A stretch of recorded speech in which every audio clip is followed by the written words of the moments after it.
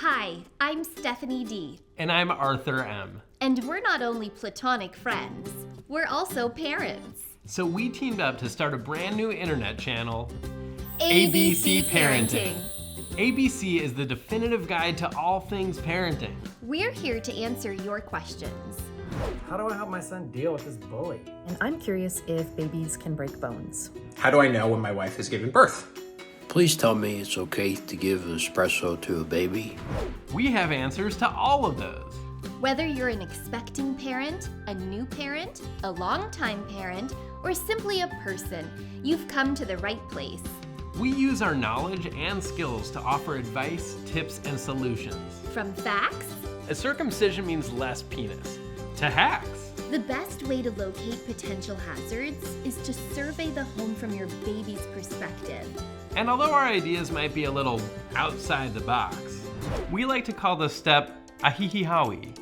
We call it Potty-splaining. potty-splaining. I'm Dal Giamatti. I'm Bonnie Boner. Rest assured, our tips are 100% supported by scientific research. We know that parenting isn't always easy. No, you can't drink that milk. It's spilled on the table. I hate you! You lied to me! I'm the worst mom. I'm so stupid, just stupid. Which is why we approach everything with a child-sized dose of fun. We love you so much, Blender, that love will never fade. I'm a coffee maker, grind those beans. There's a period going on right here. We launch new videos every week, so subscribe to ABC Parenting on YouTube, Instagram, TikTok, Beep Bloop. And if you have a question, just take a video of yourself asking it and email it to us at abcparentingadvice@gmail.com. Parenting is a special journey that we want to share with you. So buckle up. And enjoy the ride. I love ABC Parenting. And we love you, which is why here at ABC, we put the fun in parenting. We'll ABC you soon. ABC Parenting. Hi ABC, I'm Alex from Cincinnati. My wife is due to give birth any day now, and I'm embarrassed to admit this, but I don't know the proper way to hold a baby. So, how do you hold a baby? Nothing to be embarrassed about. Thankfully, there are many ways to safely and securely hold your baby. Let's get down into it. For babies under 4 months, it's very important to support their head.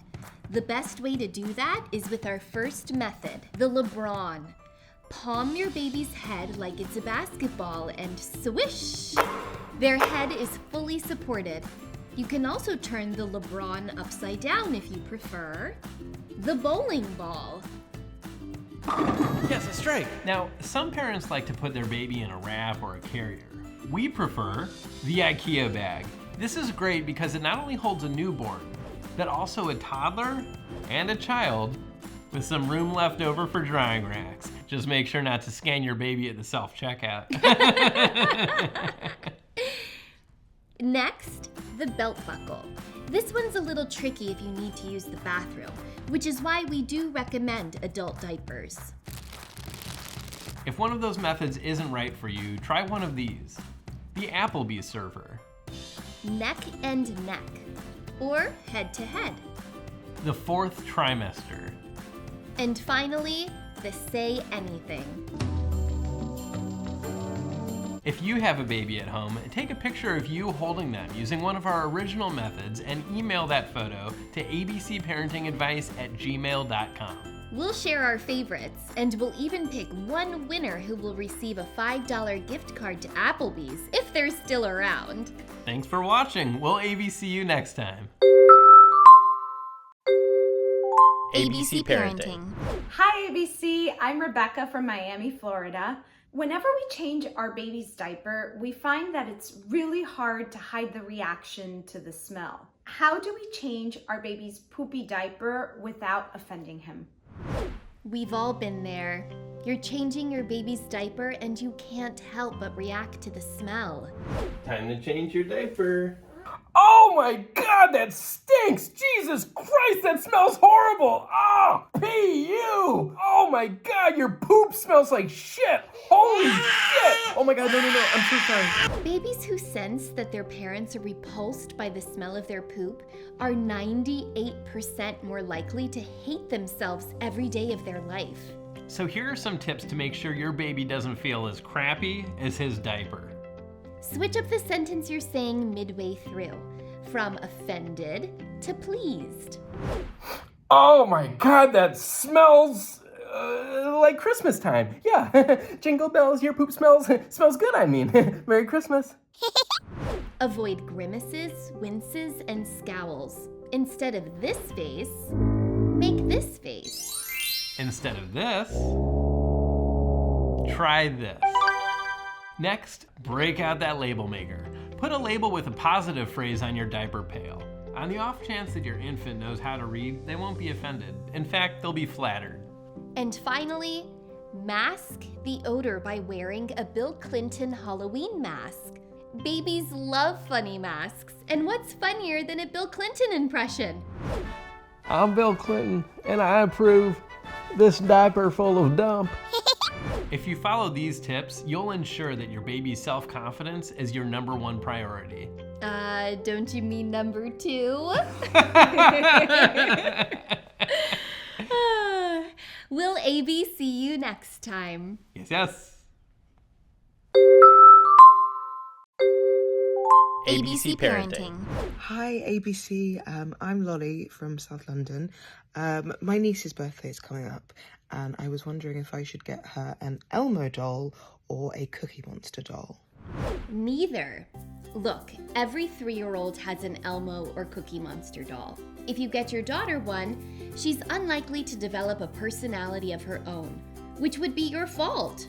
Instead of buying her dolls that everyone already owns, make her an original creative doll that's guaranteed to be owned by no one. Instead of Cookie Monster, what about Cracker Creature? Maywood cracker, cracker for me. Saltines, rich bits, wheat things. Me love cracker. Cracker, cracker, cracker, cracker. Instead of Dora the Explorer, try Judith the Tourist. Hallo, ich bin Judith. Where should we go today? Epcot Center or TGI Freitag? TGI Freitag it is. Mach schnell. The more you use your imagination, the more your child will use their imagination. Hey, how's it going? I'm Dal Giamatti. American Splendor, Sideways, ring a bell? We leaning towards watercolors, or is it more of a tickle fight kind of day? You can even make 2 dolls Giamatti and have them talk to each other. As an actor, our persona inevitably forms around you, whether you like it or not. But audiences are intrigued by morally bankrupt characters. I am not drinking any frickin' grape juice. And during Christmas season, say goodbye to Elf on the Shelf and hello to Paul on the Wall. You know, if you don't clean up your act, I'm gonna report these shenanigans to the big guy upstairs. Como se dice naughty list? Maybe you've heard of the big guy, huh? St. Nicholas? I think we've all heard of Santa. But if those characters are too animated for your tastes, simply let your child sit silently with their own life-sized child dummy doll.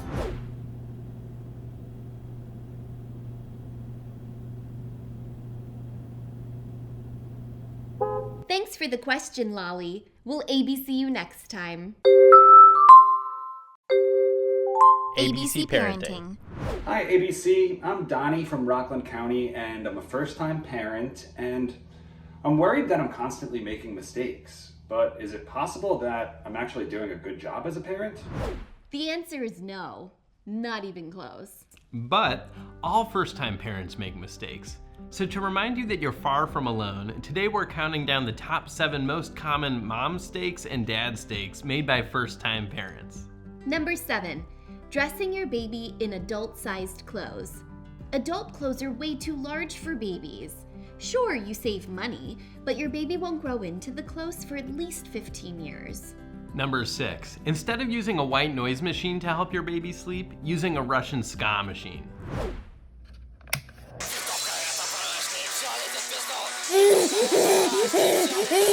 We all love Flikche Mikrofon, Krajanska Oborona, and of course, Shukti. But is it lullaby material? Niet. Number 5. Trying to bond with your baby by talking trash about your spouse. Yes, it works. But if your spouse is listening in, that could spell trouble for the marriage. I feel like Daddy is super creepy. He's always eavesdropping on us. Hey, that's true. Maybe she's right. Mistake number 4, stretching your baby in opposite directions so they grow faster. While pulling babies does grow babies, it's best to let your baby grow on their own, even though sometimes it's like, God, why are they still so small? Number 3, spending too much time on your typewriter. All parents do it, but remember, the more you're on your typewriter, the more likely it is that your child will be glued to their typewriter when they're older, like in the 2030s and 2040s. Number 2, asking your childless dirtbag friend for baby advice because you're worried that your friends who have kids will judge you. No one wants to be judged, and the last people to judge anyone are childless dirtbags. But that doesn't mean they know what they're talking about when it comes to babies. Can my wife still breastfeed if she drank a glass of wine? Imagine if some lady was breastfeeding and wine came out. I'd want to get in on that. Is green poop normal? Totally normal. No, I mean for a baby. Oh, I don't know. How do I clean my baby's umbilical cord? Borax. And the number 1 mistake made by first-time parents: playing the game 1, 2, 3 jump with your child. 1, 2, 3 jump might seem harmless. 1, 2, 3 jump! But if you're not careful, this could happen. 1, 2, 3 jump! If my cousin Anthony wasn't a bigwig at Child Protective Services, I could have been in big trouble. It's important that we learn from our mistakes so that we don't repeat them for our 2nd, 3rd, 4th, 5th, 6th, 7th, 8th, 9th, 10th, or 11th kids. Thanks for watching, and as always, if you have parenting questions or comments, just email us at abcparentingadvice@gmail.com. We'll ABC you next time. That was a close call with your son. Well, he's not doing great. Oh, really? Yeah. He's in the hospital. I mean, was in the hospital and still is, but technically was. So he both was and... ABC Sings. Hi, ABC. I'm Joanne from Minneapolis. My toddler recently learned the song I'm a Little Teapot.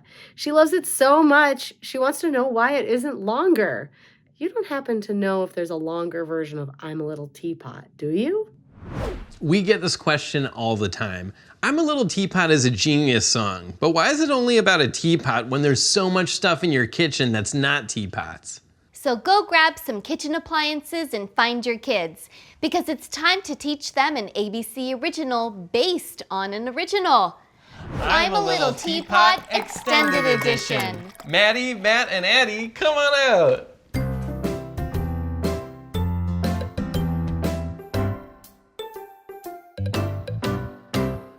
I'm a little teapot, short and stout.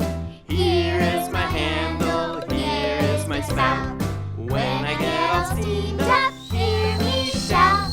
Tip me over and pour me out. I'm a plastic ice tray, I make ice. Fill me with water if you are nice. Keep me in the freezer overnight. Check me in the morning, now I'm ice. I'm a can opener, I open cans. Me and the can both go in your hands. Clamp me down and twist me, off goes the top. Once you have done that, that's when you stop. I'm a coffee maker, grind those beans. Put them in the filter, turn on the machine. Wait and watch the coffee drip, drop, drip. Pour me in a mug and take a sip. Shish kebab skewer, I skew shish. Poking holes in vegetables is my only wish. Perforating peppers, squash, and beef. When you're done with me, you You better floss your teeth. I'm a salad spinner, spin, spin, spin. Insert some lettuce if you wanna make me grin. Grab the crank and turn it, water drains. Now it's time to eat that iceberg and romaine. Now it's time to eat that iceberg and romaine. Thanks, kids. You can leave.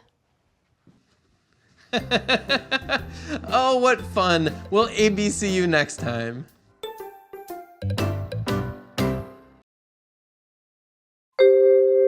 ABC Parenting.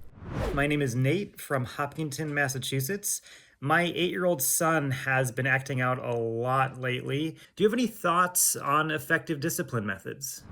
Amazing question. So check it. No one wants to discipline their kid. If they did, we'd be doing it all the time because we can, because we're parents. So we own our kids, and also they're smaller than us. Luckily, we at ABC have developed a few safe and sensible discipline methods that are sure to set your child on the right path. The first one is something we like to call, how about no? Let's say your child is drawing on the wall with crayons. Simply say this. How about no? See how simple it is? Plus, tons of parents already practice our method, sometimes with slight variations. How about no? Let me check. Yeah, no. You wanna leave? You want to bed? No. No. No. No, fuck you. Another discipline tactic we recommend is to write a cryptic email to your child from a made-up account. Even writing something short like "Crayon Monster Soon" from someone named Brett Lundy will work wonders. Your child won't know who to fear more, the supposed crayon monster or whoever Brett Lundy is. Mom, what's the crayon monster? Who's Brett Lundy? Mommy, why do I have an email account? Finally, some parents prefer to punish their kids with something called spanking. During a spanking, parent lays child face down and lowers their pants, exposing their buttocks so that both cheeks can be swatted repeatedly. Not only is spanking a barbaric practice, but let's get real. This isn't 1956. Ow! Ow! Ow! Ow! So we came up with a variation on the spanking that we call the fanny flick. We'll show you how it works with the help of our life-size child dummy doll, Joshua. Lay child face down on your lap, but don't lower their pants. Once they're settled, use your flicking finger to flick their buttocks repeatedly, over the clothes. If they ask what you're doing, just say, fanny flick.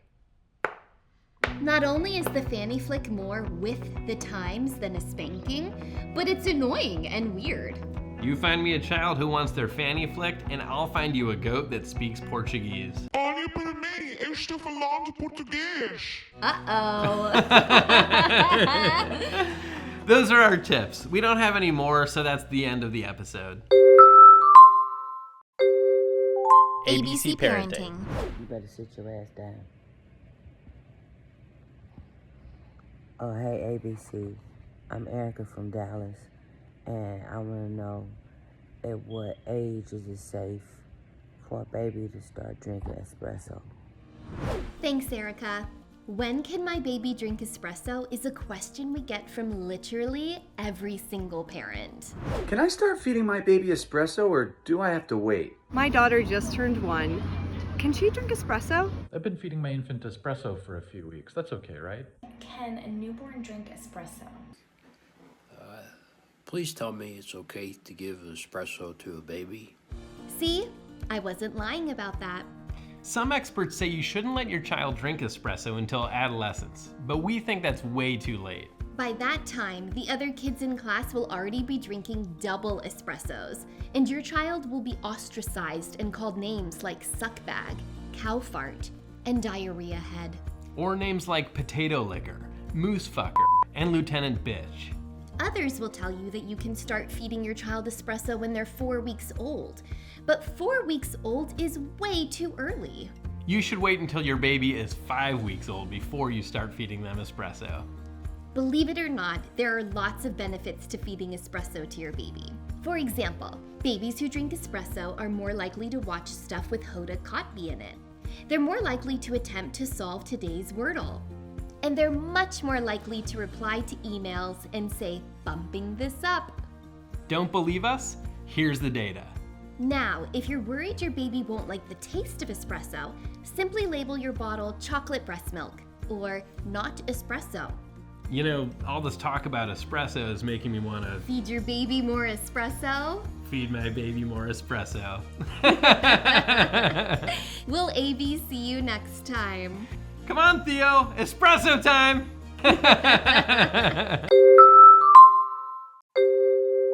ABC Parenting. Hi, ABC. I'm Lauren from New York City, and our third baby is due in a few months, and we thought it would be fun to give our child a more unique name. So I was wondering if you had any ideas for a less common baby name. Do we ever? Any kid named Mike or Sarah will go through life meeting countless other Mikes and Sarahs. So to avoid that problem, consider giving your child one of the following unique names. Clogan, Hamset, Judithix, Lanip, Rendy, Kargusha, Doltney, Momsh, Tentarj, Cold Forber, Crumblin, Pesty, Chuggle, Boy Emily, Unroxic, Lil Spoons, Hodurfa, IPA, Capitalism, Bath, Diarrhea Robot, Cliche, Stipend, White Person. Tropperlib. Hey, you're not allowed to use my mom's name. Oops, sorry. Doorbell, Yarnsworth, and Badnar, Sixth Best, Dish Liquid, cvs.com/carepass/join, Danish Scuzz, Journal, Mustard, Herpay, Flu, Bert64, Sogs, Puzz. Huh? Oh my god, remember Pogs? Fuck, Beef Queen, and finally, Aiden. We just threw a lot of names at you, so if you missed some and want to write them down, go grab a pen, because here's that list one more time. Clogan, Hamset, Judithix, Lanip, Rendy, Kargusha, Doltney, Momsh, Tentarj, Cold Forber, Crumblin, Pesty, Chuggle, Boy Emily, Unroxic, Lil Spoons, Hodurfa, IPA, Capitalism, Bath, Diarrhea Robot, Cliche, Stipend, White Person, Tropperlib, I mean Frugless, Doorbell, Yarnsworth, and Badnar, Sixth Best, Dish Liquid, cvs.com/carepass/join, Danish Scuzz, Journal, Mustard, Herpay, Flu, Bert64, Socks, Puzz. Ugh. Oh my god, remember Pogs? Fuck, Beef Queen, and finally, Aiden. We hope that's helpful, and we know it is. Because for years, parents have been giving their kids unique names based on our suggestions. Don't believe us? Then believe these guys. My name is Brubby. My name is Tracksuit. My name is Wayne. My name is Wimbo. My name is Headspace. Yeah, like the app. We're a bit biased, but we love those names. And Lauren, feel free to shoot us an email at abcparentingadvice@gmail.com to let us know which of those names you decided on. We'll ABC you next time. My name is Tracksuit. ABC Parenting. Mom to Mom. Hi ABC, I'm Bridie from Wilton, Connecticut. I would like to be able to breastfeed in public, and I also have some hesitancy about that for obvious reasons, and I wondered if you had any advice to give. Thanks for the question, Bridie. I totally get it. Breastfeeding in public makes pedestrians uncomfortable. So how do you accommodate the needs of strangers when breastfeeding your child? Simple. Extra large shirts. Before you leave home, put on an extra large shirt with a photo of a baby. It doesn't have to be your baby. It can be any baby. When it's time to breastfeed, pull the shirt over your baby so no one will see you breastfeeding. What they will see is you hanging out with the baby that's on your shirt, which they'll think is your actual baby. Your baby is so cute. I'm so happy you get to spend time together. If you don't feel comfortable wearing that shirt, try wearing a shirt with a picture of breasts on it. They don't have to be your breasts. It can be any two breasts. It's important to remember that people like to see breasts. They just don't like to see babies feeding from breasts. Good breasts. Yeah. Or if those shirts are a little out there for you, wear an extra large shirt with a short sentence on it to distract the stranger from what's going on under your shirt. For example, Alaska is cold. Do people still hitchhike? There should be playgrounds that adults can use. I was at the Capitol on January 6th. Do you know when season 3 of White Lotus is coming out? I think it comes out next year. What? White Lotus? What's White Lotus? The show? It's on your shirt. Oh, right. Now, if you don't feel comfortable wearing any of those shirts, then there's still one more option. Breastfeed at home. ABC Parenting. Hey, I'm Abdullah from Hanover, New Hampshire. My wife and I need to baby-proof our house, but we don't want to use one of those services that charges a lot. Do you guys have any DIY baby-proofing hacks? Super glad you asked that.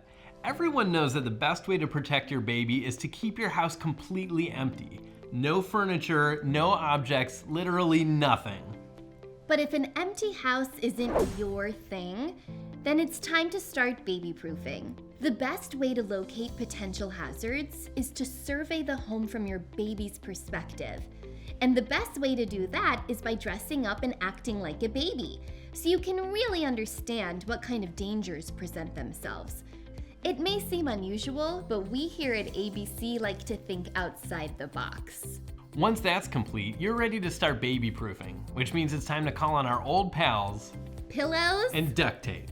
Duct taping pillows over corners, sharp edges, and walls is one of the most important steps in keeping your child protected. If you don't own hundreds of pillows, just use pants and shirts. Toilet time! Some parents like to baby-proof their toilet by locking the lid. But who has time to unlock a toilet lock when you really need to dump out with your rump out? Like when you have diarrhea. So rather than lock your toilet, just tape a photo of your cute, cuddly dog to the toilet. When your offspring sees that, they'll know that the only person meant to drink from the toilet is Buster. Similar suggestions include lining stoves and ovens with caution tape. Placing a fake turd inside any and all drawers.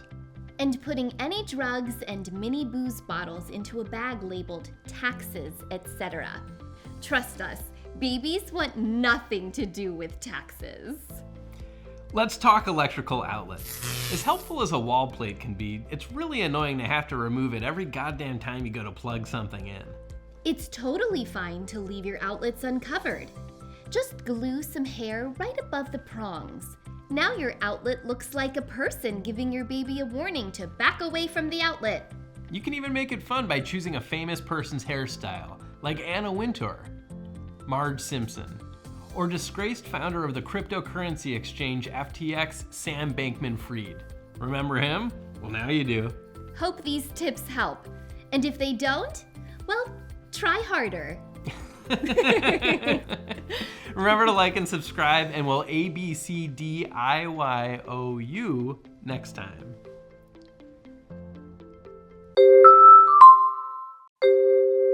ABC Parenting. Mom to mom.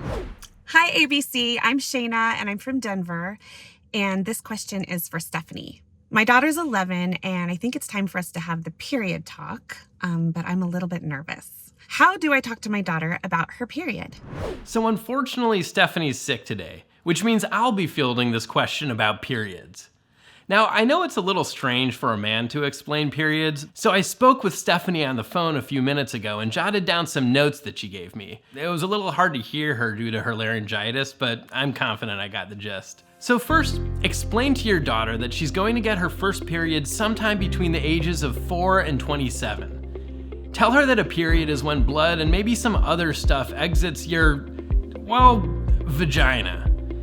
Periods last between 1 and 6 days, and you should expect to get your period once per week until you're in your mid to late 70s. When you get your period, here's what's going on inside your body.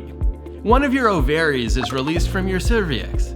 It then passes through the egg before reaching the Pavlovian tube, where it will then shed your vagina. You'll probably get your first period when you're in class. That's why every girl should come to school equipped with a tampon. Using a tampon is easy.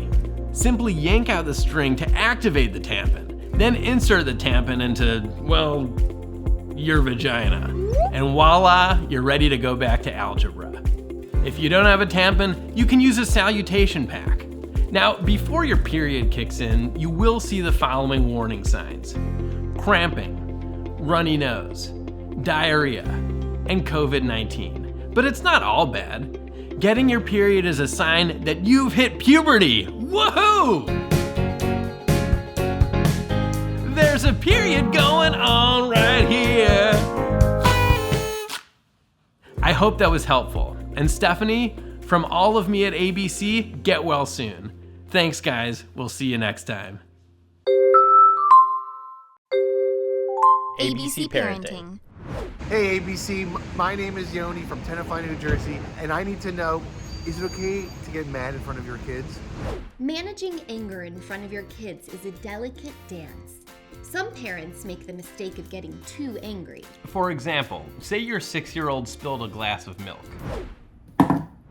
Did you just spill your milk? Why would you do that? No, you can't drink that milk. It's spilled on the table. How would you even do that? Lick it up? No! No! Does the table get to drink the milk seriously? You're seriously asking that? The table doesn't have a mouth!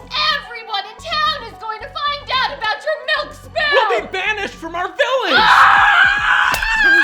So that's what we call getting too angry. But some parents are guilty of the opposite extreme. Oh no! Did you just spill your moo-moo juice? I am so sorry. We are so here for you. Anything you need, really. You just experienced a traumatic event. Are we mad? No, not at all. No, this is actually great. I was just thinking today, you know what I haven't seen in forever? Milk spill! Oh my god, same. Seriously, you made our day. We're so happy that you spilled your milk. Yay! Here's $20. Now, obviously, that's too lenient. If you want to strike the right anger balance, just think of yourself as a cop. KOP, which stands for getting kind of pissed.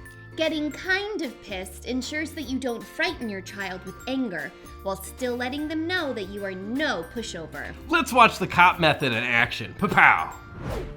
Okay, so yeah, to be honest, I'm like kind of pissed right now. Yeah, I mean, like, it's not like a huge deal. Like, you spilled your milk, so it's like fine, I guess. Yeah, like this doesn't ruin my year or whatever, but it's also not like I woke up this morning and was like, oh my god, I hope my kid spills milk today. Yeah, again, like, not the world's biggest deal, but I'm not like in love with you spilling milk, if that makes sense. Yeah, yeah, it's just like I don't know, like, it's not wasn't, ideal. like, I mean, I'll clean it up because like I have happen, to, so but I mean, yeah, like, yeah, I'm kind of pissed. Yeah, here's $10.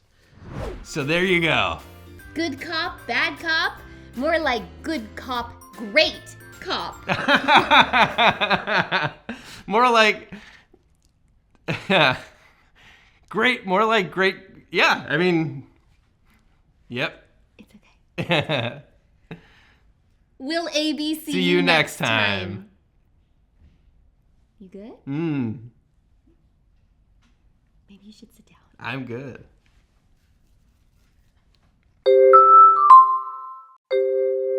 ABC Parenting. Hi, ABC. This is Dan from Berkeley.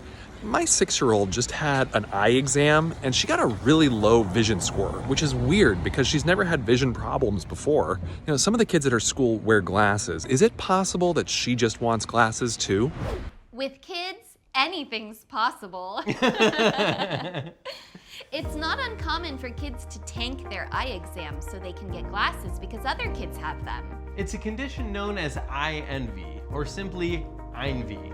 To better understand envy, we've asked a real 6-year-old, Elena, to help us out as we play a fun game.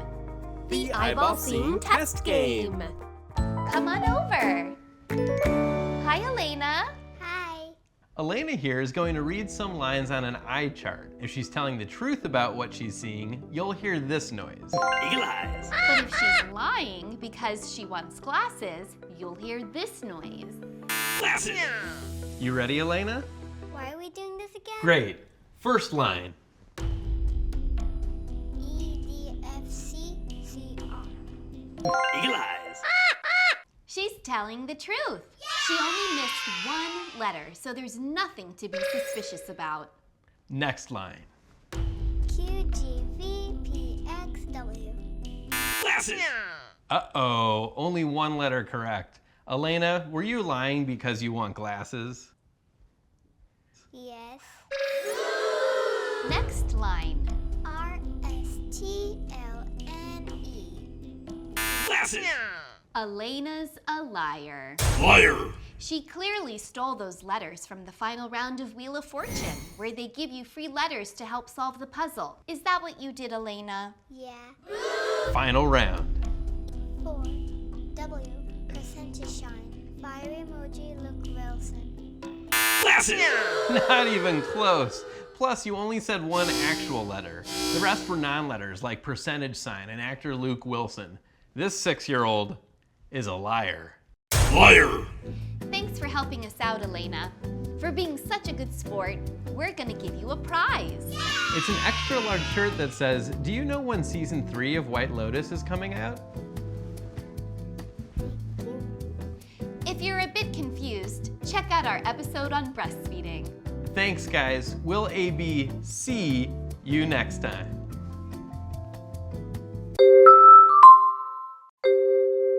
ABC Parenting. Hi, ABC. I'm Tracy. I'm from Wayne, New Jersey. I had kind of a weird question. I'm just wondering, is it possible to hug and kiss your kids too much?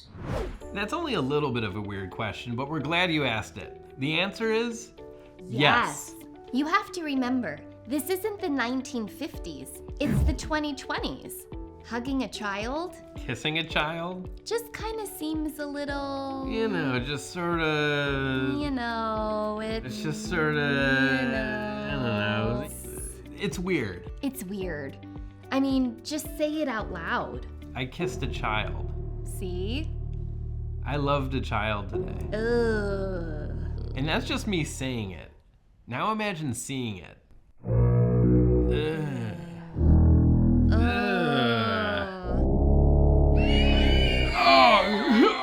Oh God, I'm gonna burp. Now look, we know it's your child, so you probably don't mean it in that way. But if the wrong person sees you hugging or kissing your child, you might not get to own them anymore. So how can you show your affection for your child without ever hugging or kissing them? Try these suggestions. Pretend that COVID is still rampant and keep a distance of 6 feet between you and your children at all times. You can even make a fun game out of it and call it something like the coronavirus social distancing affection game. I don't know, I'm not a game thinker. Next, use words, not actions. Instead of a hug, try shouting non-creepy compliments from across the room. Cool hat. Not wearing a hat! And finally, just remember, wide. When in doubt, email. A brief, cordial email to your child will maintain a professional distance that's necessary for a well-functioning parent-offspring relationship. What the? Thanks for the question, Tracy. And give your kid a hug from us. Just kidding, don't. We'll ABC you next time. ABC Parenting. Hey ABC, this is Allie from Brooklyn. So my partner and I are about to interview a babysitter for the first time. What questions should we ask in the interview? Speaking of questions, you just asked a great one. Handing over the kid watching keys, even just for a few hours, can be nerve-wracking. How can you trust anyone else to watch your kid when there's that voice in the back of your head saying, what if they're a murderer? What if they're a murderer? Luckily, we've got you covered. Here are 37 questions you can and should ask a potential babysitter. Who are you? How tall or small are you? How much pounds are you? What 45 words would you use to describe yourself? Are you good at babysitting or bad at babysitting? Have any kids that you've babysat ever died on your watch? If our child died on your watch, would you tell us, or would you try to pull a weekend at Bernie's? If a baby poops their diaper, are you a change the diaper kind of person, or a leave it on and let it stink kind of person? Can you do an impression of you yelling at our child, just for fun? Do you do any impressions at all? Like Bill Clinton? Do you want to hear Arthur's Bill Clinton impression? Are you sure you don't want to? It's really, really funny. I'm Bill Clinton. Have you worked with lasagna before? I'll stop beating around the bush. Do you know how to heat up lasagna in the microwave? Do you still think Lunchables are cool? Or now that you're older, do you see the dark truth? Are you one of those people who thinks that babysitting literally means sitting on a baby? Do you drink or smoke?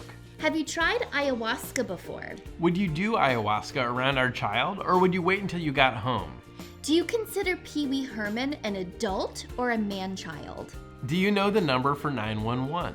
What is your hourly rate? Earlier, when I asked if you knew the number for 911, did you know I was making a joke?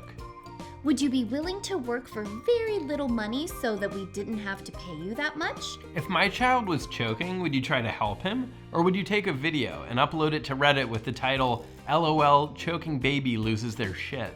Which gender of person do you prefer to have sex with? Is it okay if we sometimes ask you to stay later than planned so we can spend more time at the casino? At the parent-teacher conferences. Yeah, totally not the casino. Are you trained in first aid? What about second aid? Third aid? Are you trained in 4th through 6th aid? If you ordered a pizza, would you invite the delivery guy in to hang out? If the delivery guy stayed to hang out, would you ask him whether being a pizza delivery guy has made him eat more pizza or less pizza? Would you ask the pizza delivery guy if he'd be down to try switching? So you deliver pizzas while he babysits?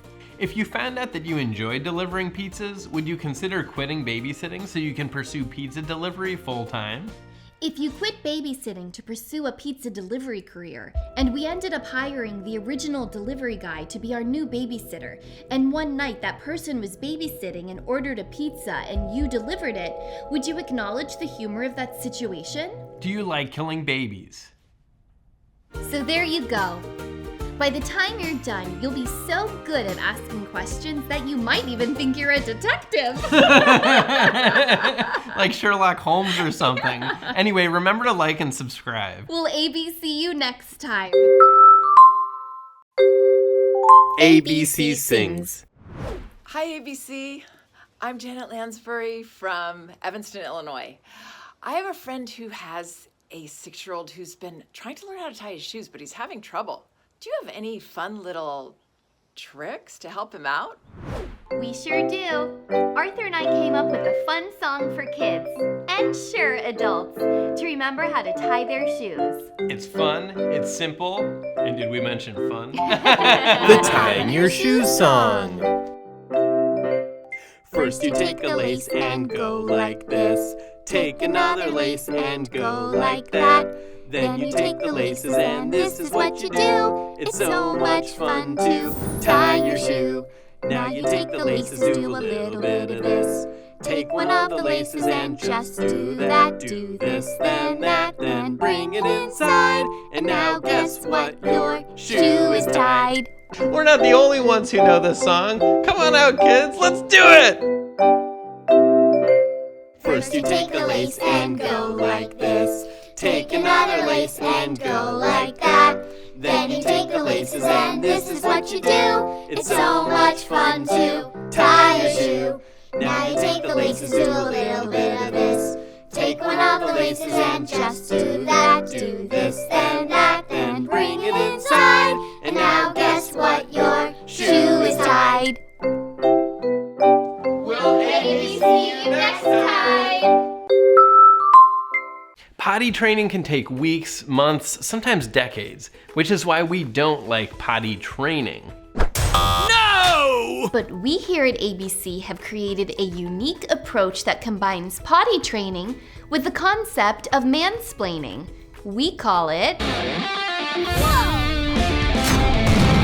Potty-splaining. Now, mansplaining is when a man... I got this one, Stephanie. Mansplaining is when a man explains something in a condescending, sarcastic, or patronizing way. Potty-splaining is just like that, but for babies. Okay, so you know that thing that you like to do 30 times a day? What's it called again? Oh yeah, peeing and pooping. So it turns out that there's these things called toilets, and you know who uses them? 30 billion people. And you know who doesn't use them? I'll give you a hint. It starts with a U. So let's show them how it's done with a little help from some parents who use our patented potty-splaining method. It's super hard to use a toilet though, you probably wouldn't get it. You sit on a seat and pee or poop, really complicated stuff. Probably over your head, huh? Don't you think? Oh look, I'm sitting here doing nothing. Oh God, this is so hard. There's not gonna be a test on this, is there? How about you guys just wear a diaper for the rest of your life? Does that work? You could wear a diaper in your wedding. Yeah, okay, people are gonna call you diaper wedding lady. And that's potty-splaining. ABC Parenting. ABC, my name is Sia and I'm from Florida. I'm a huge fan and I watch all your videos, but I did have one question. Have you guys written any parenting books? Thanks so much, Sia. We're a fan of that question. Yes, we've actually written several books. We don't often mention them on this channel, but since you asked, here are a few of our favorites. The Errant Parent, a complete guide to all of the mistakes you're definitely making. Why does pregnancy have the name Nancy in it? And other questions everyone asks. Encyclopediatricians, a complete list of every single pediatrician working in America right now. Insta-gross, how to wean your teen off the screen. Meow, hiss, catty daddy, how to avoid becoming a sassy dada. Diaper schmiper, why it's okay to let your baby piss and dump directly into their clothes.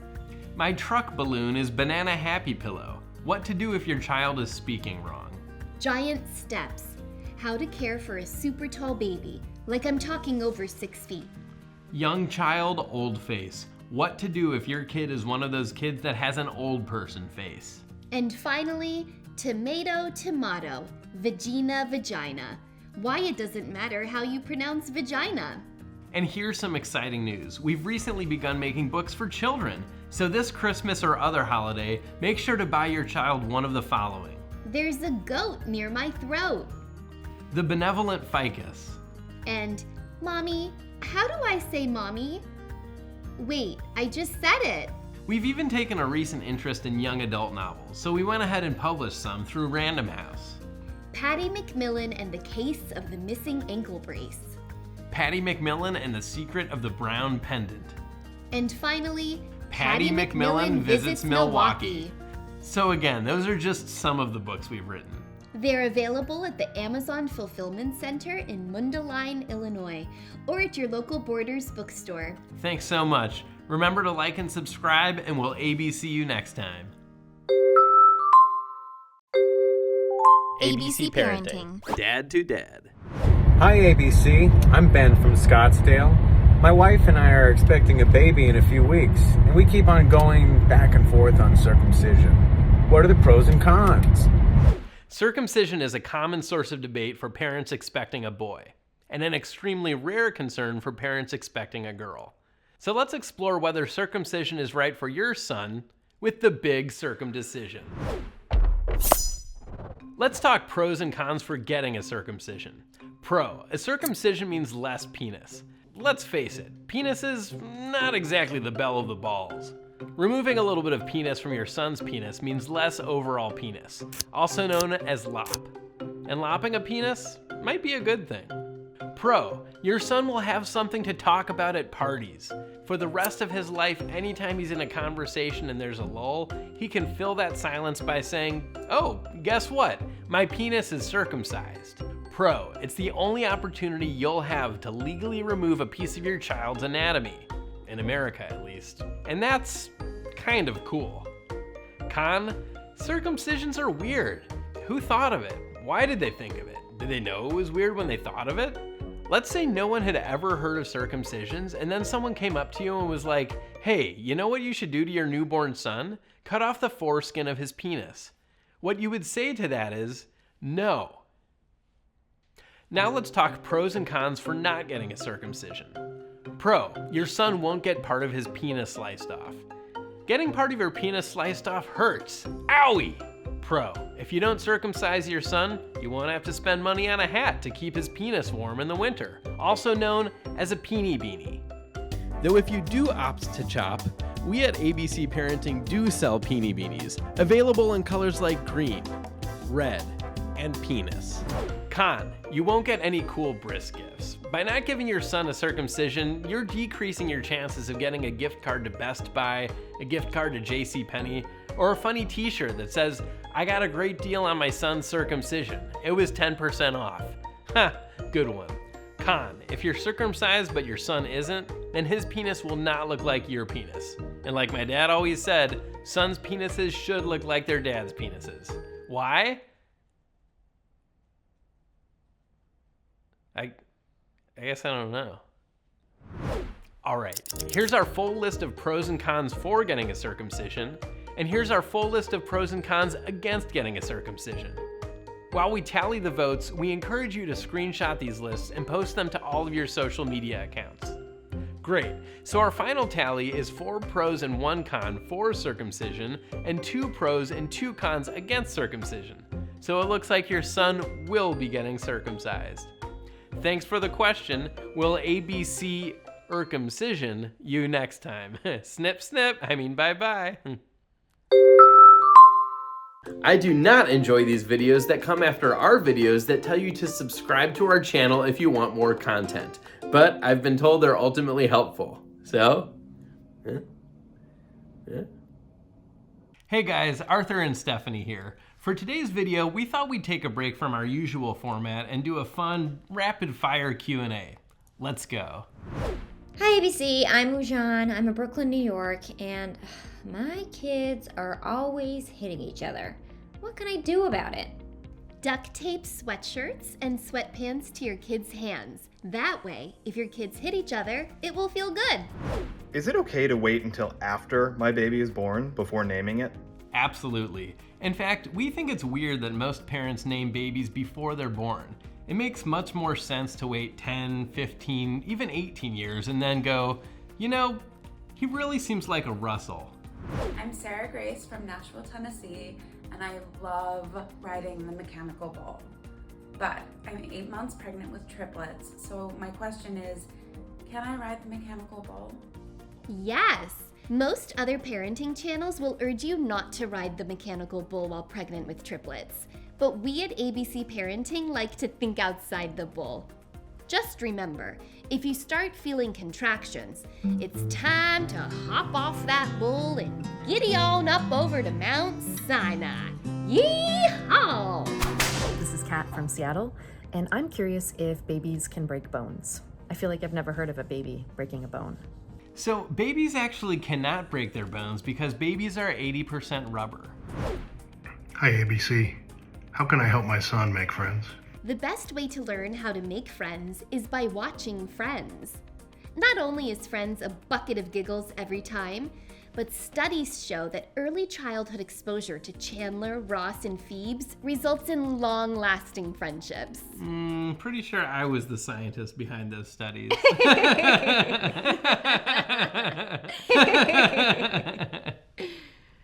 Seriously, Friends is a laugh riot. It's a true chuckle fest. Ask any kid or child, and they'll have their very own favorite Friends character. Who's your favorite Friends character? Tom Selleck! Who's your favorite Friends character? Tom Selleck. Hey guys, who's your favorite Friends character? Richard Burke. Who's that? The name of Tom Selleck's character. Whoops. Okay, our turn. Favorite character on the count of 3. 1, 2, 3. Courtney Monica! Cox! Well, I meant Monica, obviously. We'll ABC you next time. Thought we were supposed to say the actor's name. Yeah. Just to be clear, I know that Monica and Courtney Cox are the same. Hi, ABC. This is Adira from Brooklyn, New York. My 4-year-old yelled at me and said, "I hate you." And that really upset me. What do I do? First things first, don't be alarmed. Kids telling their parents "I hate you" is not uncommon. I hate you. I hate you, Dad. I hate you. See what we mean? Even my own son told me he hated me yesterday, 4 days ago, 6 days ago, and on the 14th. My 1-year-old still hasn't spoken any words besides daddy and I hate daddy. So the next time your child says they hate you, try one of our ABC parenting solutions. Offer them money. Giving someone a 20, 10, or even a 5 spot will make them like you because they can use your money to buy cool stuff like candy and shoes. Here's $20.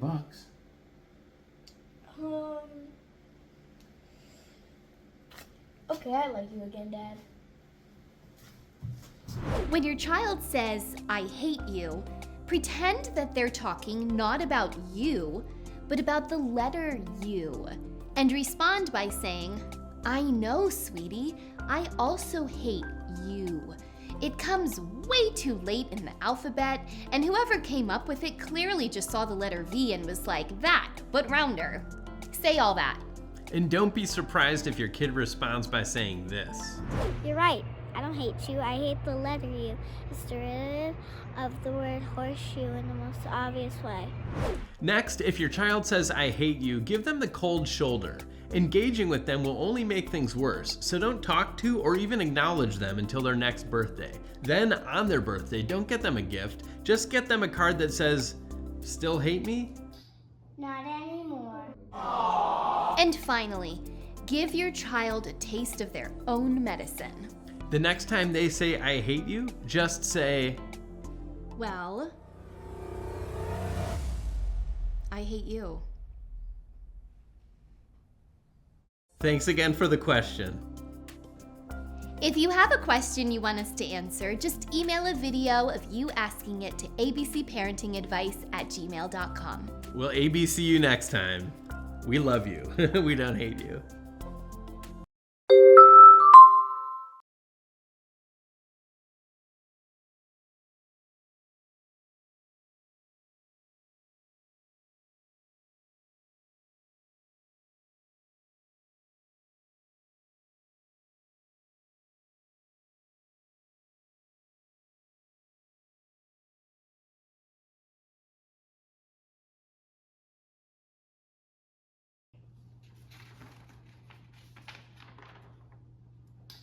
Not anymore.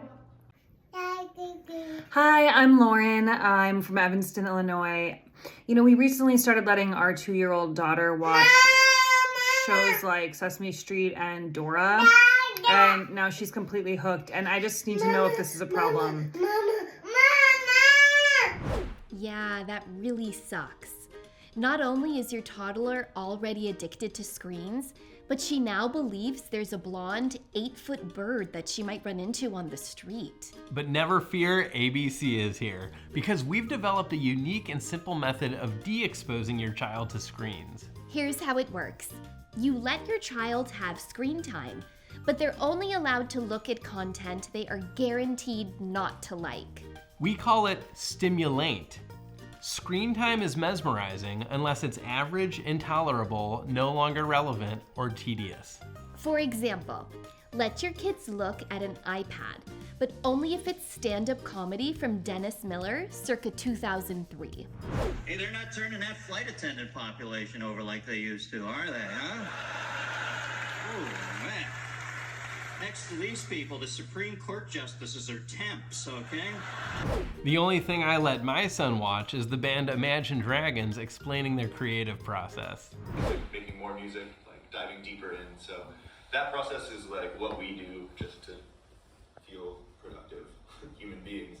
So Just a few days of content like this and your kids will hate screens. They'll be confused and annoyed. Here are some more stimulant ideas that our clients have tried.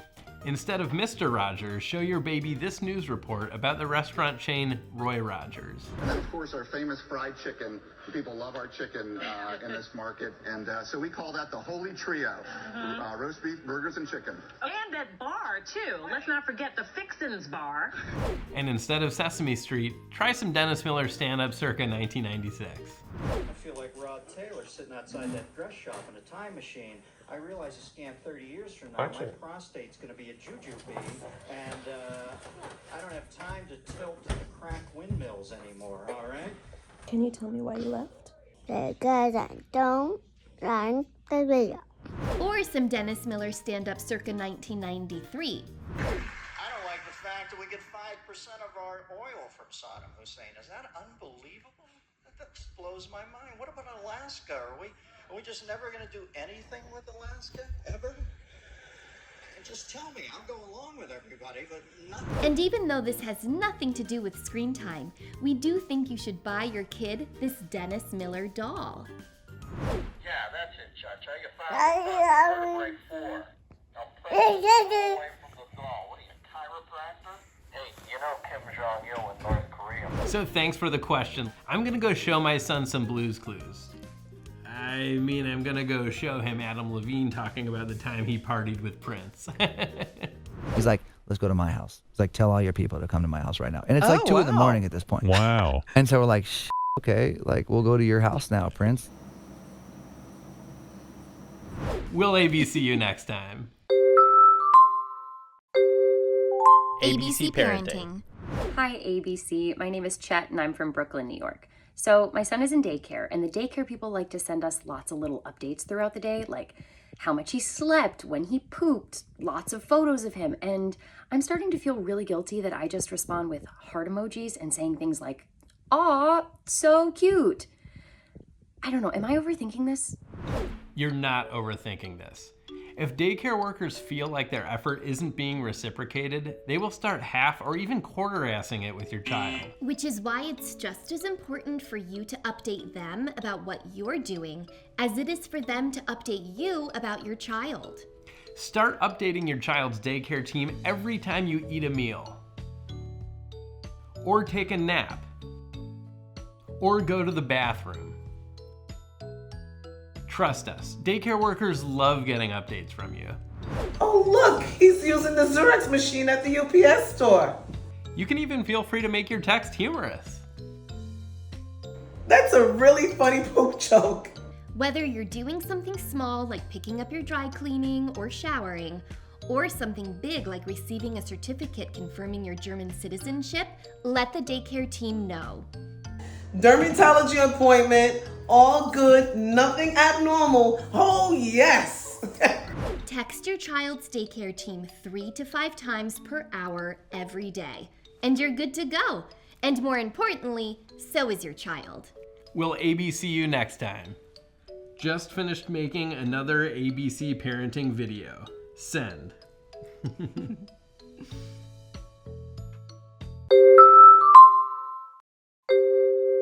ABC Parenting. Hi, ABC. I'm Lisa from Livingston, New Jersey, and my 6-month-old is adorable. As you can see, she is the background of my phone, but sometimes I get embarrassed when someone sees this. Do you know why that is? Yes. The reason parents feel embarrassed when people see that a baby photo is the background on their phone is that it's so predictable. Yeah, it's seriously so predictable. Yeah. Yeah. It's like, I have a baby. I have a phone. Wanna guess what my background is? A forklift? No, it's my baby. Oh, really? I didn't know that because I'm an idiot. That's what it's like. So how can you keep your baby as your phone's background without being so predictable? With a technique we call BYOB. Besmirch your own baby. If you BYOB, you can totally keep your baby photo just as long as you mark it up to create humorous images that show ironic detachment. Here are some examples of this method. As you can see, This technique allows you to keep your treasured baby photo as your background while also satirizing their helplessness. It's certain to put a smile on not only your face, but on the faces of cynical adults that you're friends with. Let's take a look at BYOB in action. Wait, what year did Seinfeld start? Oh, hold on, let me Google it. Oh my God, is that your baby? Yeah, but look. Oh my God, that's hilarious. Crap diaper twice today and at only 9 a.m. You know, at first when I saw your baby, I was thinking like, oh, here we go, another baby background photo. But now I can see you're making fun of your baby, and that makes me like you more because clearly you don't like love your baby. Exactly. See?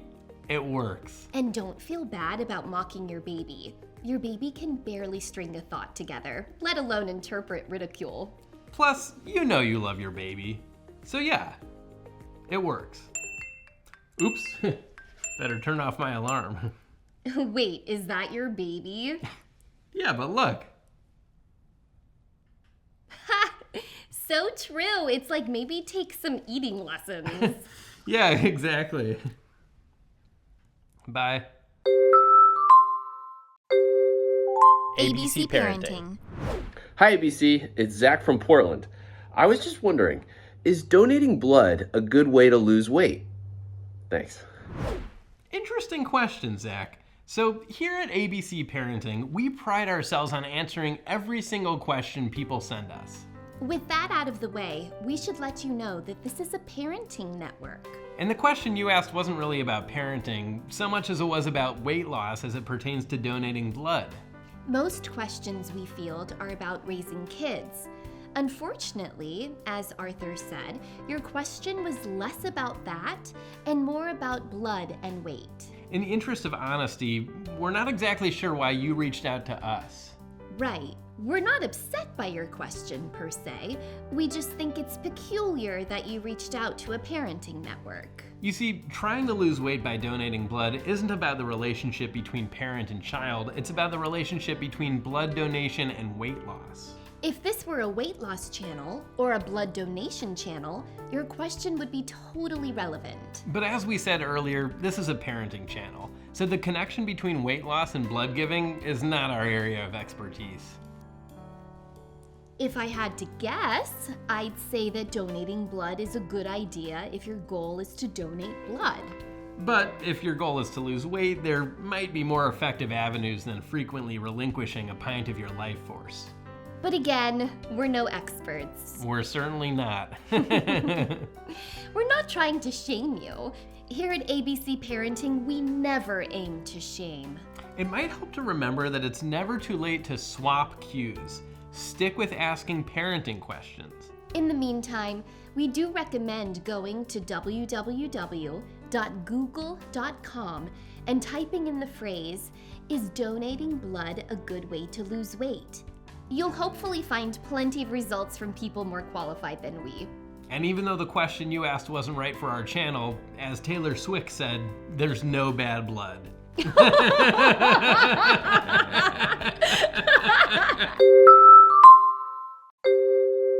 ABC Parenting.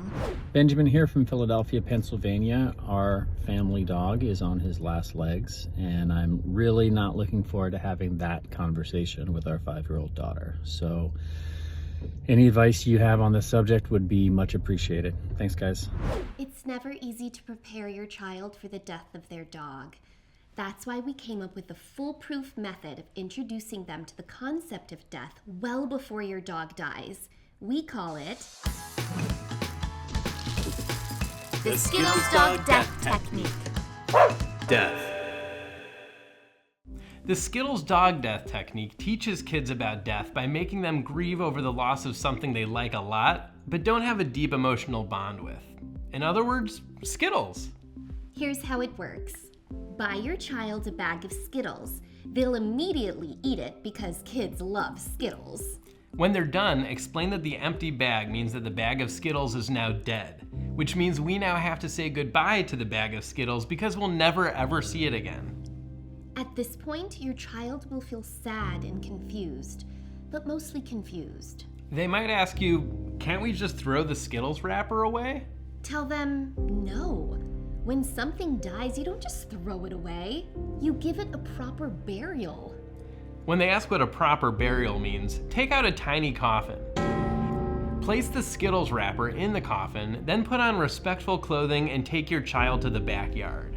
Dig a tiny hole and bury the coffin in the hole.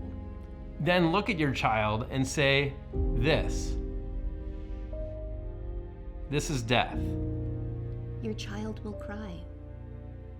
In the weeks and months that follow, encourage your child to grieve by writing poems about their bag of Skittles. Here's an actual poem written by a child who practiced the Skittles dog death technique. The Skittles were here. Now they are gone. They're now in my stomach. It was worth it.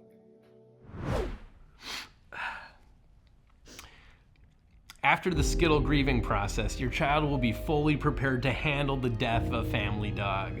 And when you're ready to get a new dog, guess what you can name it? Skittles! Will AB see you next time? Woof woof. Oh, I mean bye-bye.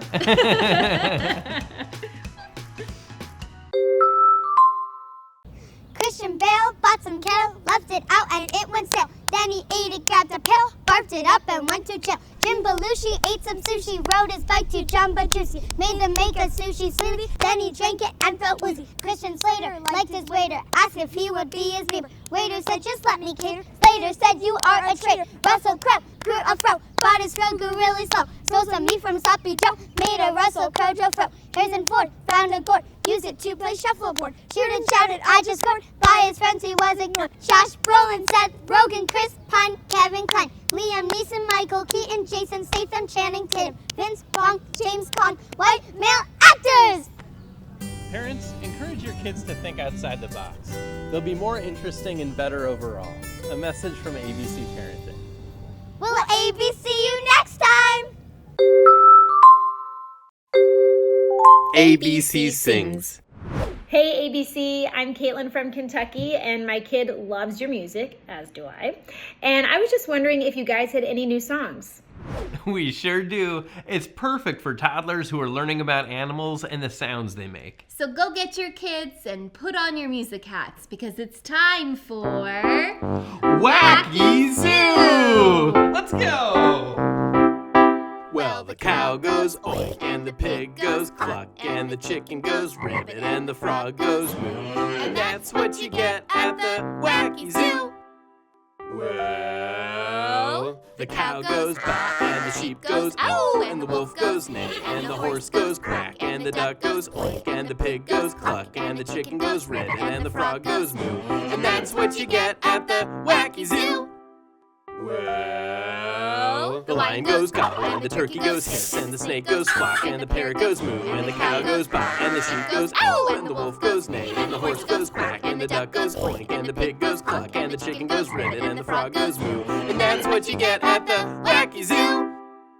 Well, the cow goes hoot, and the owl goes squeak, and the mouse goes buzz, and the bee goes chirp, and the bird goes gobble, and the turkey goes hiss, and the snake goes quack, and the parrot goes roar, and the cow goes baa, and the sheep goes ow, and the wolf goes neigh, and the horse goes quack, and the duck goes oink, and the pig goes cluck, and the chicken goes ribbit, and the frog goes moo. And that's what you get at the Wacky Zoo. That's what you get at the zoo. Pipe down, frog!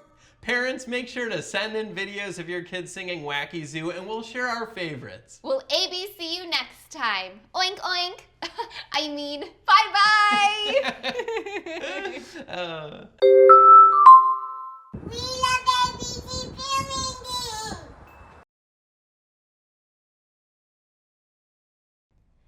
Hi, everyone. In our most recent video, Arthur and I sang our new song called Wacky Zoo. Here's a clip. Well, the lion goes gobble, and the turkey goes hiss, and the snake goes squawk, and the parrot goes moo, and the cow goes baa, and the sheep goes ow, and the chicken goes ribbit, and the frog goes moo. And that's what you get at the Wacky Zoo. Unfortunately, since releasing the song, we've received, let's just say, more than a lot of angry emails, effectively informing us that many toddlers who watched our Wacky Zoo video now believe that certain animals make noises that they don't actually make. With that in mind, we'd like to issue the following statement. We at ABC Parenting would like to apologize for unintentionally misinforming toddlers, children, and in a few cases, adults, about the sounds that animals make. In our song Wacky Zoo, we depict a zoo where each animal makes a sound uncharacteristic of that animal. For example, a cow that goes oink, a pig that goes cluck, and so on. We assume that because this zoo is wacky, the animal noises in that zoo would be goofy and nonsensical, but we now realize that most or all toddlers did not pick up on that. Unfortunately, for viewership reasons and out of respect for the excellence of our musical performance, we cannot remove the Wacky Zoo song from our channel. But we would like to correct our error by listing the actual noises made by the animals featured in Wacky Zoo. Okay. The cow does not go baa. The cow, in fact, goes moo. We thought that it would be obvious, even to a 4-year-old, that the pig does not, nor has it ever gone cluck. What the pig does go is oink. Rather than going oink, the duck goes quack. While it may be amusing to imagine that the horse goes quack, the truth of the matter is that the horse goes neigh. Or alternatively, it is not the aforementioned cow that goes baa. The animal that goes baa is the sheep. A lion that goes gobble would be ludicrous and false. The lion goes roar. The turkey goes gobble. The wolf goes ah-oo. The mouse goes squeak. And finally, the owl goes hoot. Again, we sincerely apologize for Wacky Zoo. We are listening. We are learning. We are growing. To make up for our blunder, ABC Parenting is donating $125 to the Denver Zoo, which is most certainly not a wacky zoo. As Lin-Manuel Miranda once said, love is love is love is love is love is love is love is love. We'll ABC you next time.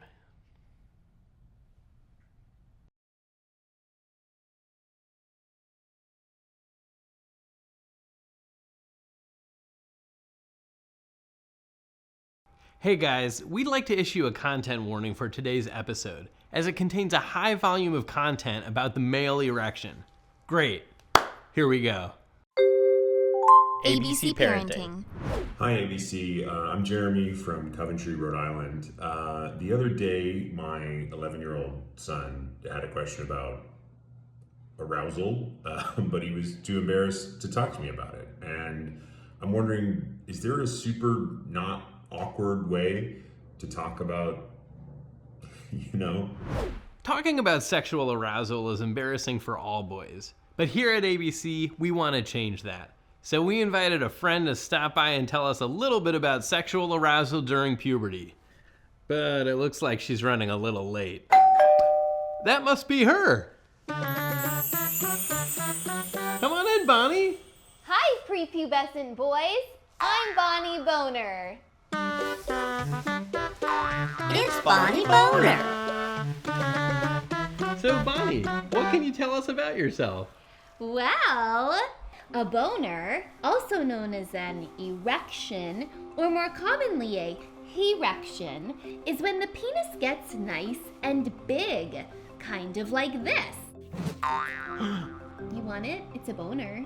Of course I do. This is cool. So Bonnie, you're saying that as a penis, you actually get bigger? That's right. I may look like this now, but seconds ago, I looked like this. Right now, I'm what's known as a flaccid penis, or a small little penis. So how did you get so, well, engorged and erect? You mean this? Yes. Boners usually happen due to sexual arousal. But when you first hit puberty, it feels like boners can pop up out of nowhere. Easy, Bonnie. I'm just goofing. Well, Bonnie, what if you pop up at school or church or the big game? Aren't the boys you belong to gonna wanna hide you? You mean boner owners? Sure, fine. Yep. A lot of boner owners try to hide their boner by bonking it with their fists. But bonking boners drives boners bonkers. If you bonk me, it'll only make me pop back up again and again, kind of like whack-a-mole.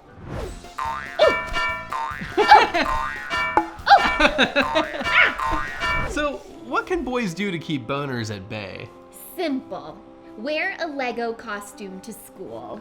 Your friends might not want you anywhere near them for a while, but eventually people will come to know you as the weird Lego kid.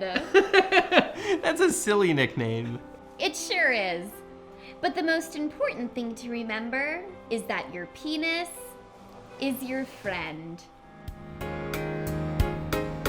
Winter, spring, summer, or fall, whether I am big or small, I'm a penis, yes I am, and I am your friend. You are my friend. We'll ABC you next time.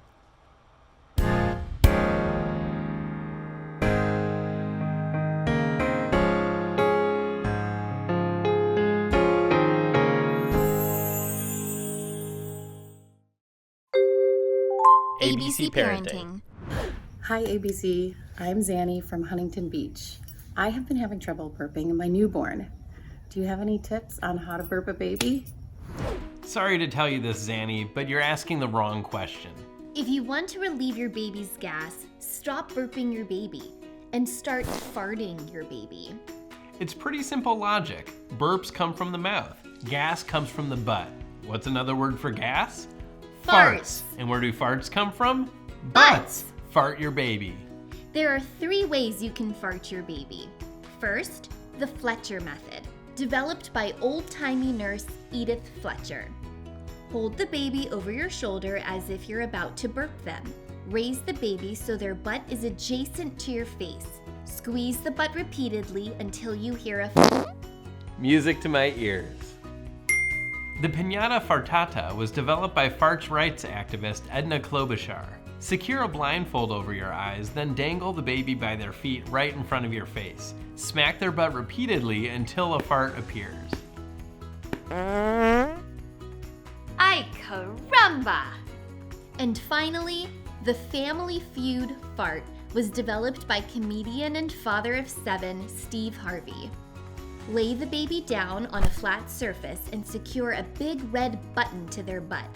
Continue pressing the button until you hear either this or this. Survey says, woof! Remember to like and subscribe. We'll ABC you next time. Boy, it really actually smells like farts in It here. does. Yeah, gotta get an air purifier. Oh, that's a great idea. Yeah. One of us We should have get the money that. for that? I don't think we do. Yeah. ABC Parenting. Hi ABC, my name is David Young from Munster, Indiana, and I really need your help. So I was just writing an email to my boss and I got up to use the bathroom, and while I was gone, my 7-year-old son deleted my email, and then he sent his own email to my boss that said, I am a pretty princess and I like to go poopy poop all over my house. I am so embarrassed. What do I do? Hey David, don't panic and don't beat yourself up. Sooner or later, all parents deal with their child emailing their boss. The mistake most parents make is immediately sending a follow-up apology email explaining what happened. But bosses won't buy that. They'll think that you're secretly playing mind games in an attempt to usurp their power. The best thing to do is use the classic improv skill, yes and. But in this case, we like to call it yes send. Compose a follow-up email to your boss where you yes and what your daughter wrote and elaborate on it in a professionally worded manner. Here is exactly what you should email your boss as soon as possible. Hello, sir. Allow me to expand on my previous email. I'd like to confirm that I am, in fact, a pretty princess. I have a glittery tiara, a sparkly pink dress, and I love brushing my long flaxen hair all day long. I'm going to the ball tonight, but I'm anxious because I've had trouble controlling my bowels. You see, I have a condition called ulcerative colitis, where I experience chronic inflammation in my digestive tract. That's why I've involuntarily defecated throughout my house. Hopefully this will clear up before the big ball, as I'd like to find a handsome prince who won't disavow me due to my incontinence. I'll see you at work. Thanks. And then just hit send. We guarantee your boss will understand everything. Well, I know one pretty princess who's getting a raise. And in the meantime, we hope you find your prince. Will ABC you next time? Today's episode is about swear words, and we do use some swear words in covering the topic. So if you watch this channel with your kids, they should probably leave the room and go do something else. ABC Parenting. Hi ABC, this is Ryan from Cincinnati. I had a quick question for you.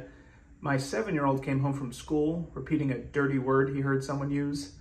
Is it okay for him to know about bad words at his age? So here's the truth. Sooner or later, every child will learn every dirty word. They just will. The important thing is to make sure the words they learn are age appropriate. So for example, it's perfectly fine for a 7-year-old to say words like heck, darn it, and aw rats. But it is not okay for them to say motherfucker. It's okay for your 9-year-old to say shoot, gosh, or farty butt. Farty butt! But they should never say words like tit bastard, ass monster, or goddamn f***wad. Which brings us to swear jars.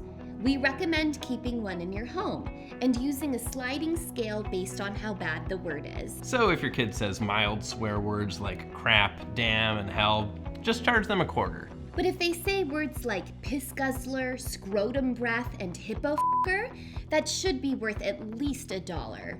Another tip, don't call your swear jar a swear jar. Give it a catchy name that will draw your kids' attention to it, thereby decreasing the likelihood of them swearing. For example, our family calls it a piss jar. Now, a lot of parents ask us what to do with all the piss jar money they've collected. We recommend donating that money to a charity that really needs it, like Boy Scouts of America or Transportation Secretary Pete Buttigieg. Finally, in place of swear words, you can teach your child to use something we call non-swear words, or simply words. So instead of saying shit, try saying something like anthropology. Instead of saying asshole, say sucrose. And instead of saying say wax. Believe us, your life will improve. Uh-oh, I think I might have stepped in some anthropology earlier. Well, that sucks. Oops, 50 cents in the piss jar. On that note, we better go. I should have said that waxing sucks. You could say it next time. What do you mean next time? Or at the end? Let's just say it next time. Like in the next episode? Yeah. Just randomly say that waxing sucks? Well, I mean, it should be about swear words. Well, we just finished. Oh. I mean, I guess that's a good point. I missed my chance. ABC Parenting. Dad to dad. Hey ABC, my name is Henry Hall. I'm from Charlottesville, Pennsylvania, and this question is for Arthur. So my wife is 39 weeks pregnant, and I've been learning a lot about how to tell when she's going into labor, but I can't find anything about signs that she just gave birth. So I'm wondering, how do I know when my wife has given birth? As a dad whose wife has given birth, I know a thing or two about how to tell if your wife's given birth. So to help you out, here are 5 signs that your wife just gave birth to a baby. Number 1, there's a naked crying baby in the room that wasn't there before. Even though there was no naked crying baby a minute ago, the presence of one now is a pretty clear indication that either your wife or a hospital employee just birthed it. Number 2, your wife just spent the last 14 hours screaming the hardest she ever has in her life. Well, that either means she just gave birth or she just spent all day on Batman the Ride at Six Flags. 3, your wife is surrounded by a pool of her own sweat, blood, and amniotic fluid. Unless your wife hosts a weekly psycho death orgy, she probably gave birth. 4. A team of nurses is standing in a semicircle around your wife's hospital bed and congratulating her. This one kinda speaks for itself. And finally, number 5, someone comes in the room and asks you what name you want to give to the baby that your wife just gave birth to. In fact, this person will even fill out an entire birth certificate as a way to prove that your wife gave birth. Fun fact, without a birth certificate, there's no way to really know if you're a person. Hope that helped. If it didn't, then hey, I gave it my best shot. And that's all you can do in life, is give it all you've got. Thanks, and we'll ABC you soon. ABC Parenting. Hi, I'm Abby from Wilton, Connecticut. I am 8.5 months pregnant, and we still haven't figured out a name for the baby. But we don't want a weird name. We want something more traditional. Do you have any ideas? Yes. We wouldn't be ABC Parenting if we didn't have ideas. If you're looking for a more conventional name, here are a few of our favorites. Bob. Mary. John. Sarah. Mike. Nancy. Bill. Emily. David. Lisa. Matt. Linda. Jim. Susan. Paul. Pat. Peter. Joan. Scott. Nick, Barbara. Ryan. Deborah. Gary. Julie. David. Wait a sec, hold on. I'm pretty sure you already said David. Oh, whoops. Dan. Kim. Ben. Jen. Tom. Pam. Sam. Ann. Head. Kate. Greg. Joan. Phil. Jess. Jack. Katie. Tim. Carol. Kevin. Megan. Jeff. Kelly. John. Amanda. Beth. Carol. And finally, Bruce. Now, I know we were going a little fast, so just in case you missed some of those names, here's that list again. Bob. Mary. John. Sarah. Mike. Nancy. Bill. Emily. David.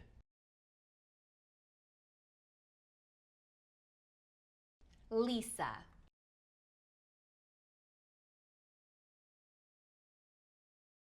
Matt. Linda. Jim. Susan.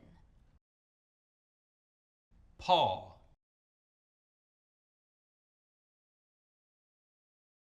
Pat. Peter.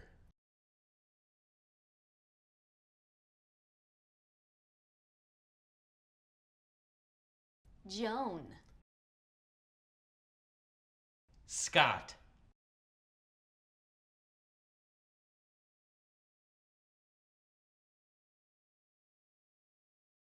Amy. Nick.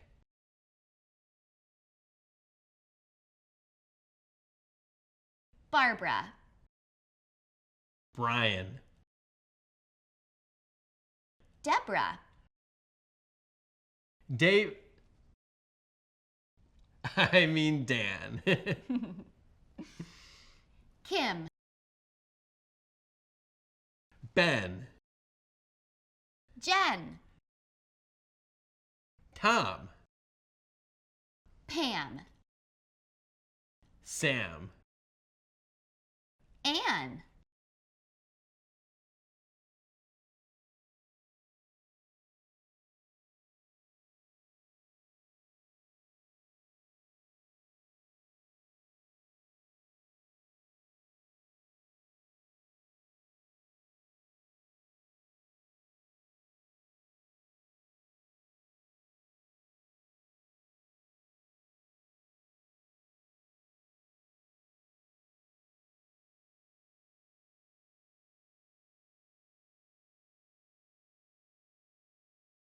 Bill.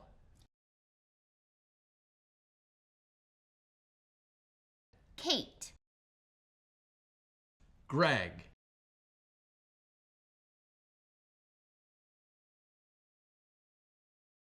Joan.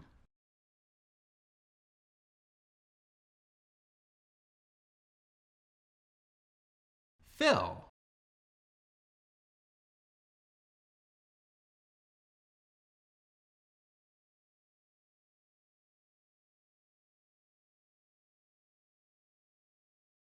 Jess.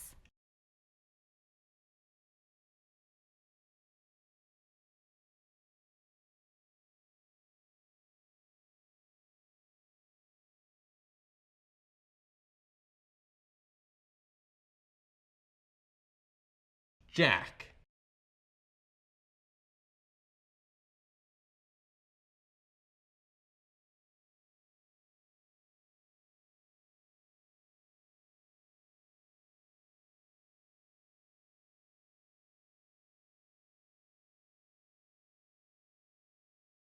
Katie.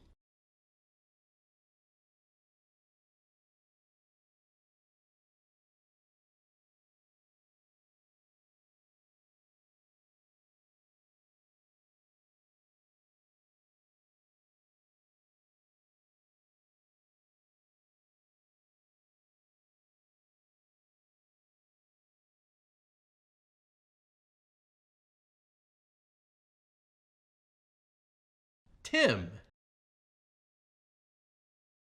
Carol.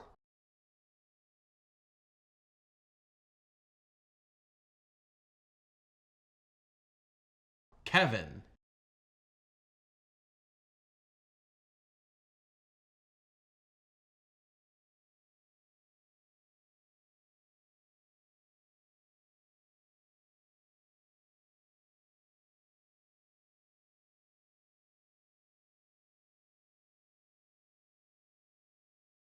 Kelly.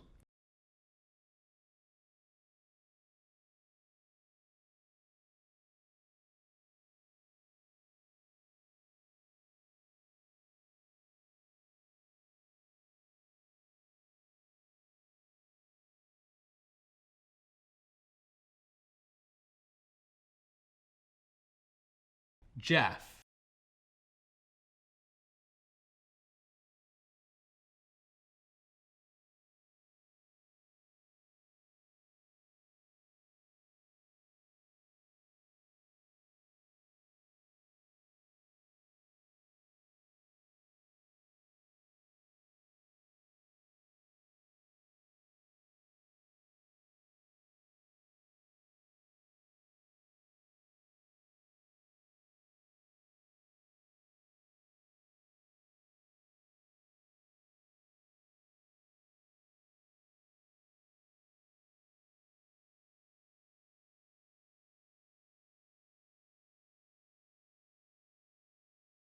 Megan.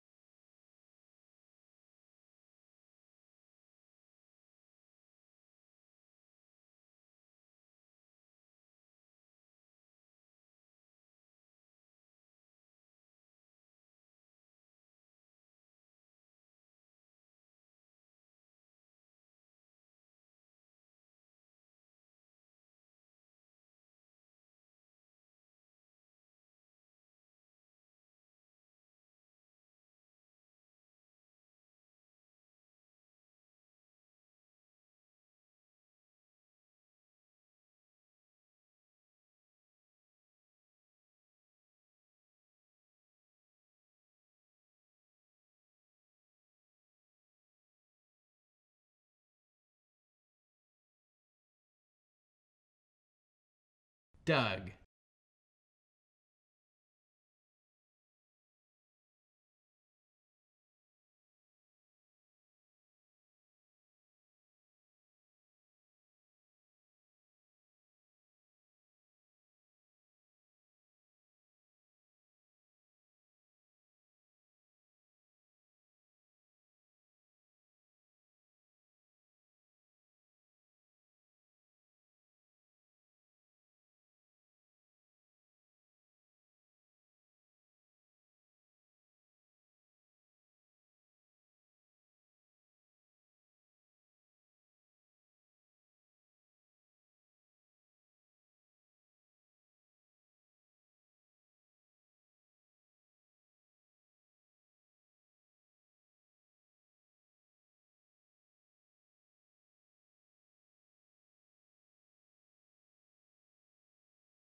Michelle.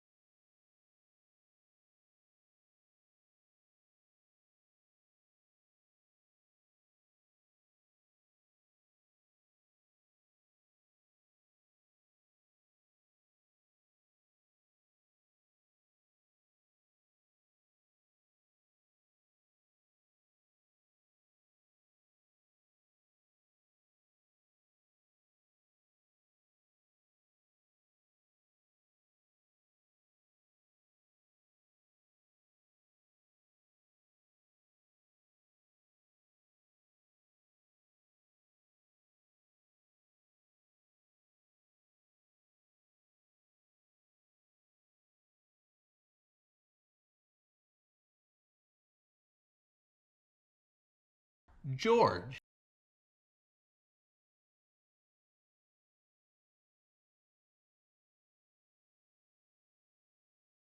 Amanda.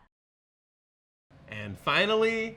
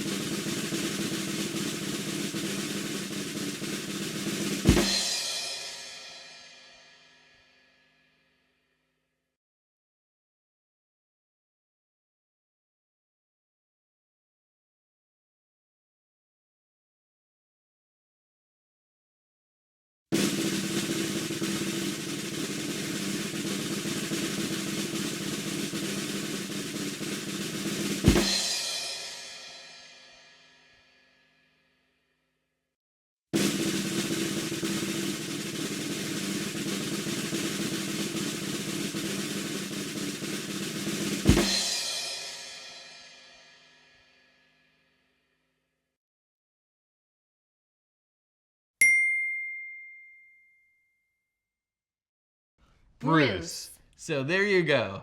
If you need to see any of those names again, they're right there on the screen next to us. And if there were any names that we left off this list, email us at abcparentingadvice@gmail.com. Just put the baby name in the subject line. No need to put anything in the body of the email. Thanks, guys. We'll ABC you next time.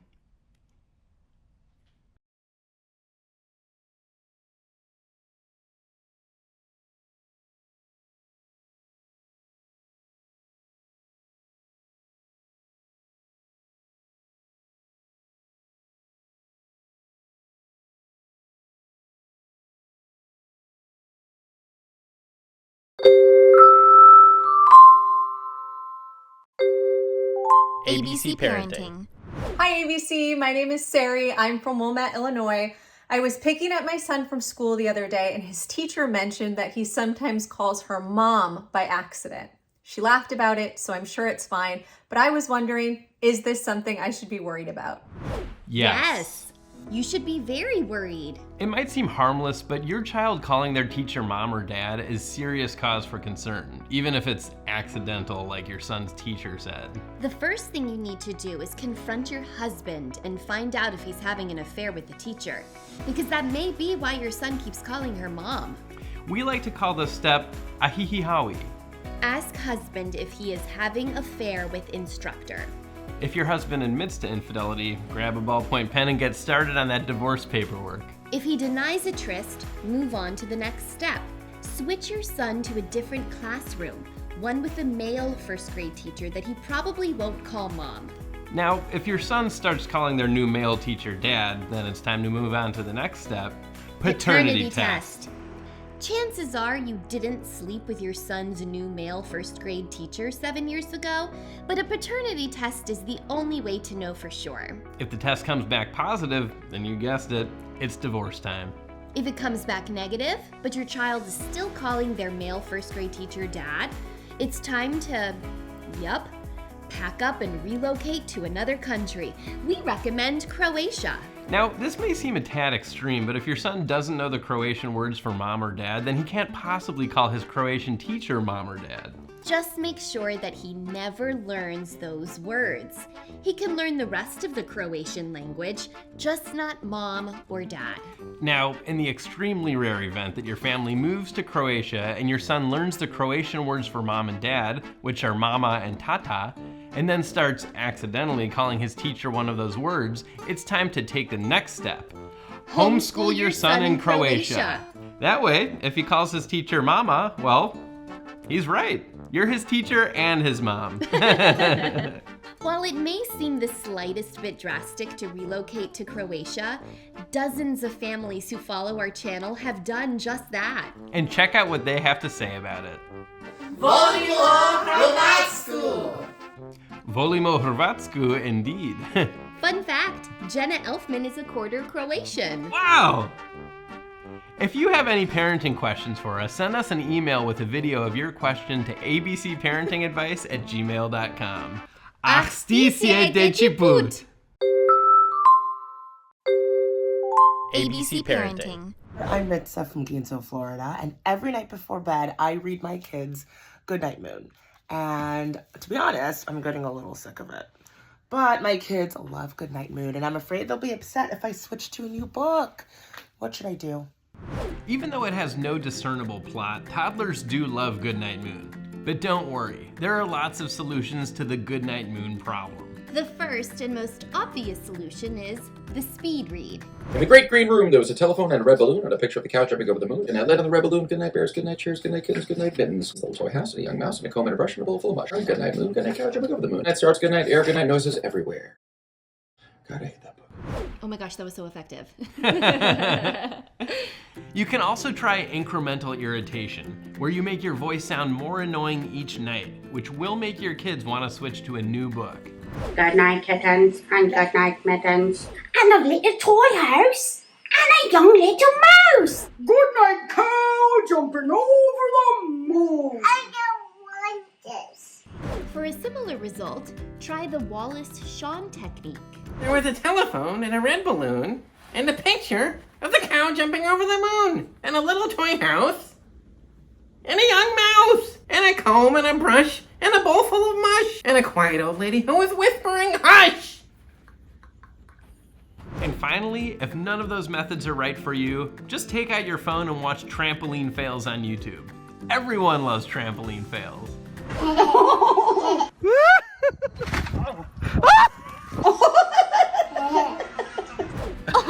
Oh my god, that is hysterical. Right?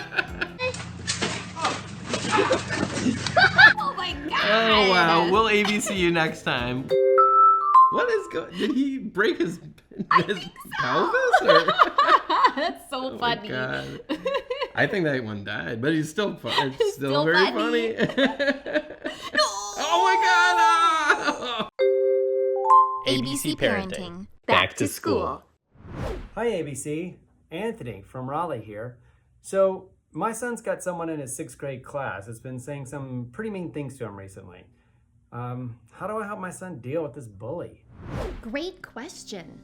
Bullies like to use their power to hurt and control others, so dealing with one is never easy. Here are some tips your child can use the next time they encounter a bully. Tell a janitor. Janitors have keys to everyone's locker, which means that they can put weird or annoying stuff in the bully's locker overnight, like a plain hamburger from Burger King, sweaters but for dogs, or a framed photo of Senate Minority Leader Mitch McConnell. Next, make your kid get jacked. Remove them from whatever after-school program they're in and sign them up for a 12-month membership to Bally Total Fitness. The end result will be equal parts intimidating and disturbing. Give the bully money. If you do that every day for weeks, the bully will gather that you're running low on money. Bullies are vicious, but when they sense that you're nearly broke, there's a 40% chance they'll back off. Walk around school blasting Joni Mitchell. No artist understands the human condition quite like Joni Mitchell. Her insightful lyrics and vulnerability are certain to warm even a bully's frigid heart. Call your bully a smelly old bitch. No one likes being called a smelly old bitch, least of all a bully.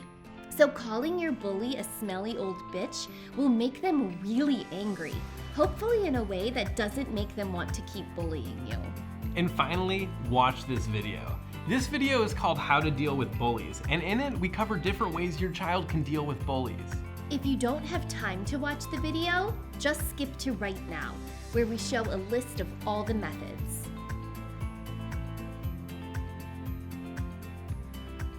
Thanks for watching this video. I'm gonna go get my kids signed up for Bally Total Fitness. Don't you mean Bully Total Fitness? We'll ABC you next time. ABC Parenting. Hey ABC, it's Kirk from Long Island. My 4-year-old's been having a lot of temper tantrums lately. Is that normal? Temper tantrums happen a lot. The question isn't whether they're normal, but whether the thing your child is crying about is actually worthy of your attention. So today, we're gonna show you when a tantrum is or is not valid with an ABC Parenting original game called Is It Legit? Round 1. Your child hasn't eaten anything since 7 a.m. and it's now 7 p.m. Legit! It's one thing to go 12 minutes without eating, but if your child has gone 12 hours without eating, then the only thing they deserve to have more than a tantrum is a sandwich. Round 2. Your child is holding a bunch of balloons and the balloons and the child all float away. Not legit. While it may frighten your child to be floating through the sky with no end in sight, it will 100% give them something to talk about in class tomorrow, assuming they make it. Don't let anyone ever tell you otherwise. Floating with balloons is a blessing in disguise. Round 3. At the airport, your screaming child demands to be zipped up inside a suitcase and tossed on the plane with the other luggage. Not legit. Your toddler should know that their lack of muscle mass makes them extra vulnerable to inter-luggage injury. Children should not attempt to ride with the other luggage until they're 15 and accompanied by a married adult who's also zipped up in some nearby luggage. Round 4. Every time your child plays with the family's pet bird, the bird attacks your child. Legit! Getting attacked by any animal, yes, even a bird, is valid cause for a temper tantrum. Round 5. Your child is eating pepperoni pizza and hates that the pizza doesn't talk. Not legit! While pizza does look like a human face with pepperoni for eyes, it's just unacceptable to expect it to talk. This is pizza, not Pixar, okay? Final round. Your child doesn't want to sleep because they think there's a monster under the bed. Not legit. Although there's a 50-50 chance that monsters aren't real, if they are real, they would hide in your child's closet, not under the bed where it's dusty and cramped. Thanks for watching, and we'll ABC you next time. We should do more fun episodes like this one. All our episodes are fun. Yeah, that's true. But more like this. Like, I think more is it The legit? cards? Well, yeah, anything with cards I think is good. Yeah. People like cards. Mhm. Yeah. I was reading a thing on article.com about that. ABC Sings.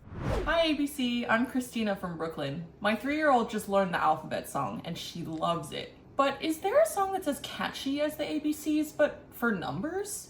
Does such a thing even exist? It doesn't. Until right now. Parents, go get the kids, because it's time to sing the first song ever that combines the catchiness of the ABCs with numbers. Introducing The Number Bet Song. 1, 2, 3, 4, 5, 6, 7, 8, 9, 10, 11, 12, 13, 14, 15, 16, 17, 18, 19, 20, 21.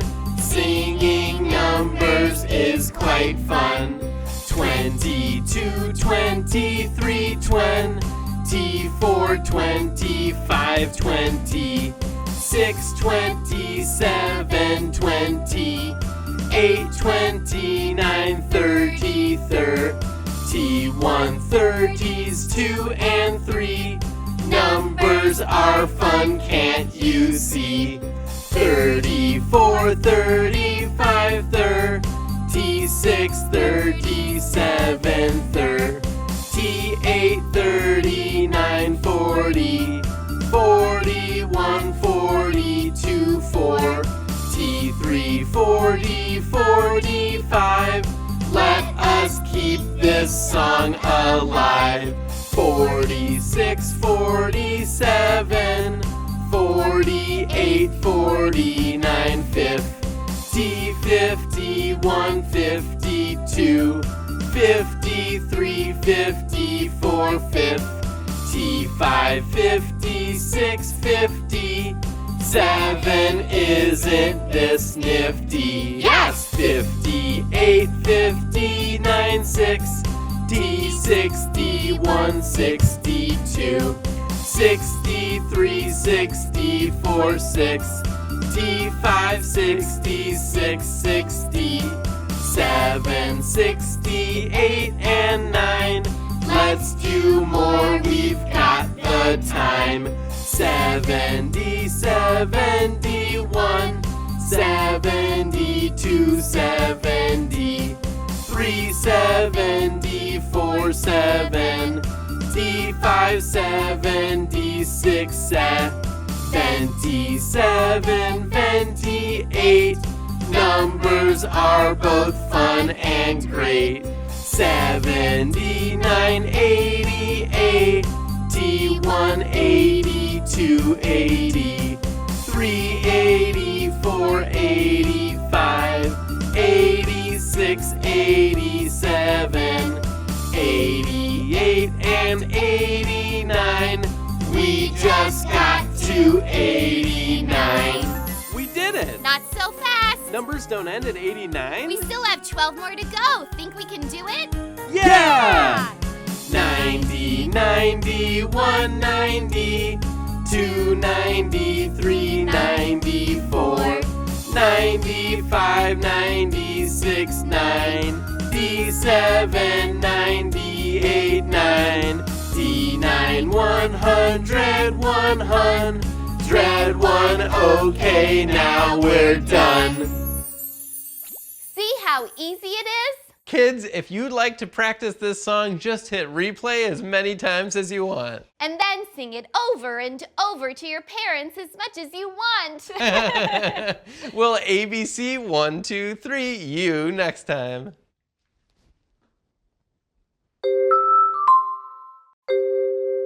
ABC Parenting. Hi ABC, I'm Mark from Houston and I really need your help. I mixed up my twins and now I don't know who's who. What do I do? As someone who doesn't have twins, but who knows someone who once met twins, I can tell you to breathe a sigh of relief because all parents of twins have been there. One of the most aggravating things about twins is that they look the same. If you don't know what I'm talking about, here's a picture of two people who are not twins. And here's two people who are twins. Notice how the non-twins look almost nothing alike, while the identical twins look identical. Ugh! So annoying! So what do you do if you mix up your twins? Just follow our ABC Parenting Brain Fart flowchart. The first step is to ask yourself, are my twins able to talk? If the answer is yes, the next step is to say, remind me again, what are your names? At this point, your talking twins will be able to tell you their names. Now, if they refuse to tell you their names, remember, you're the parent. You can punish them, not the other way around. So as a punishment, make them watch the music video for James Blunt's song Beautiful on repeat until they tell you their names. That's all fine, but what if your twins don't know how to talk yet?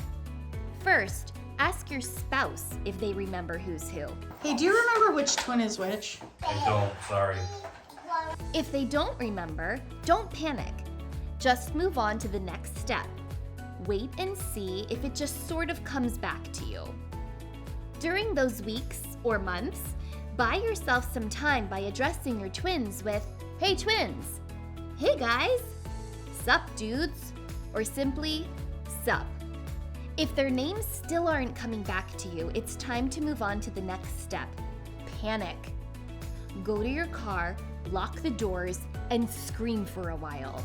What is wrong with me? What is wrong with me? Why can't I tell my twins apart? I am the worst mom. I'm so stupid. Just stupid. God, they're not even identical. If the names come back to you, you're good to go. But if you still can't remember who's who, move on to the final step. Give your twins new names. Does this step involve lots of paperwork? Yes. But does it involve shame? Unfortunately, also yes. Hope that helped. I'm gonna get back to pottery, which is what I was doing before I hit record on this video. Anyway, we'll ABC you next time. ABC Parenting. Hi, ABC. This is Ellen from New York City. What's the best way to show a child that love is the most important value? Children learn from everything we do, so the best way to teach love is to show love, not just for the people in your life, but for the things in your life. It's a technique we call loaf. Let objects feel endearment. Every day for 75 to 90 minutes, sit down with your child and give physical and verbal affection to various objects around your home. Bike helmets, trash cans, duct tape, anything. Take a look at a few of our fans putting loaf into action. I love you, dustpan and brush. Much. You're a bowl with holes. We put food in you and water drains through. We're better people because you're in our lives. I can't imagine living without you two. Love you, Colander. We love you, Colander. We love you.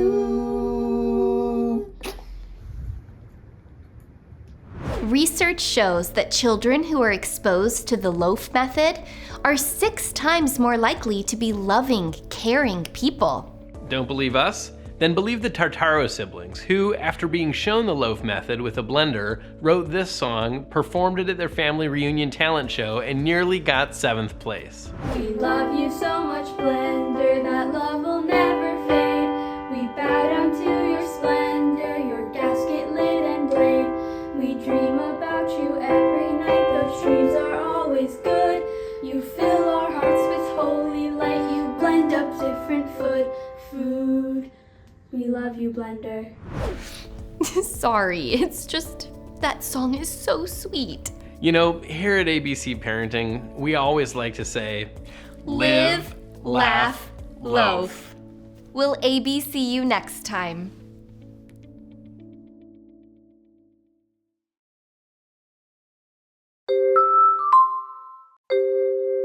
ABC Parenting. Teen Talk.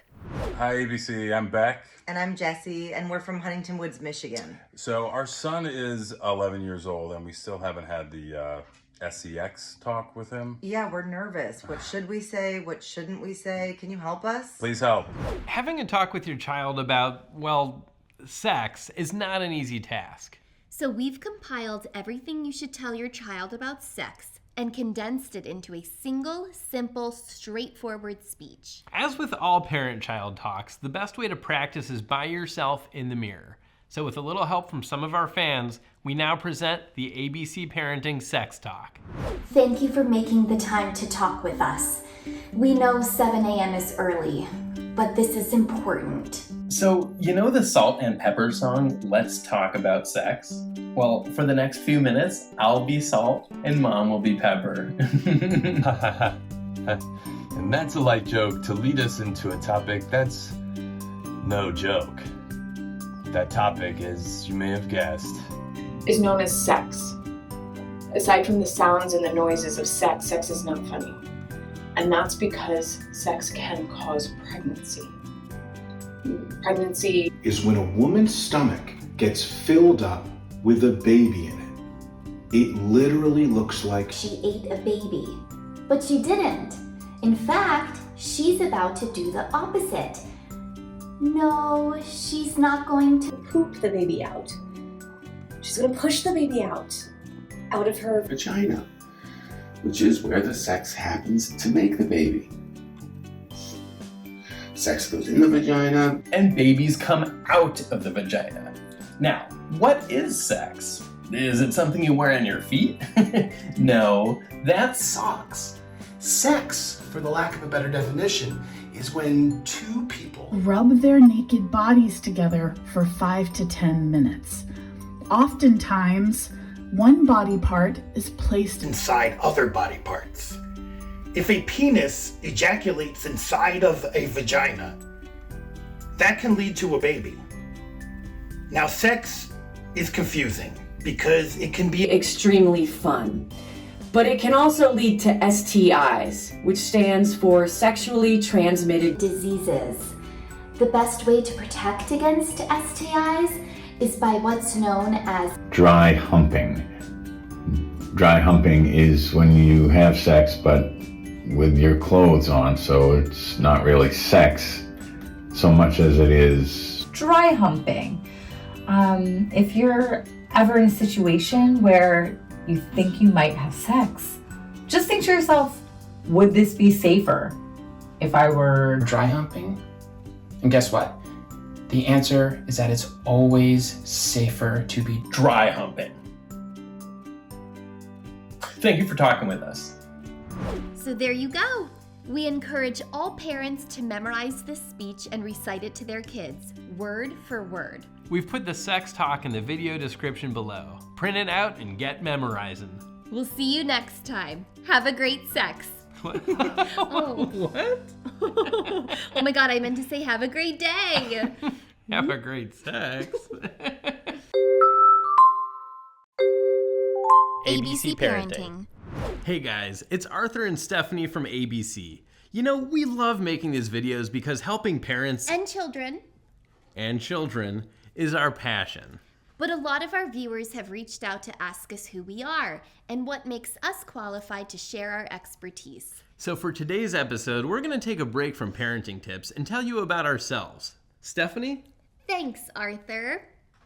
I'm Stephanie D. I'm a proud mom of my 2-year-old son, Lance. My favorite food is plain popcorn. My favorite animal is chickens. And I love, love, love the song Beautiful Day by U2. Seriously, if you tried to torture me by strapping me to a chair and playing that song on repeat, it wouldn't work. So don't. I went to Pepperdine University where I majored in archery. One day, during Archery 401, I shot my arrow straight up in the air because I wanted to see if I could hit a bird flying overhead. The arrow narrowly missed the bird, and on its way down, it pierced my shoulder, shattering both my shoulder and my hopes of a pro archery career. Not knowing what to do, I took up the flute. That lasted about 6 months before I realized I hate the flute. It looks too much like a magic wand and it makes sounds that don't agree with me.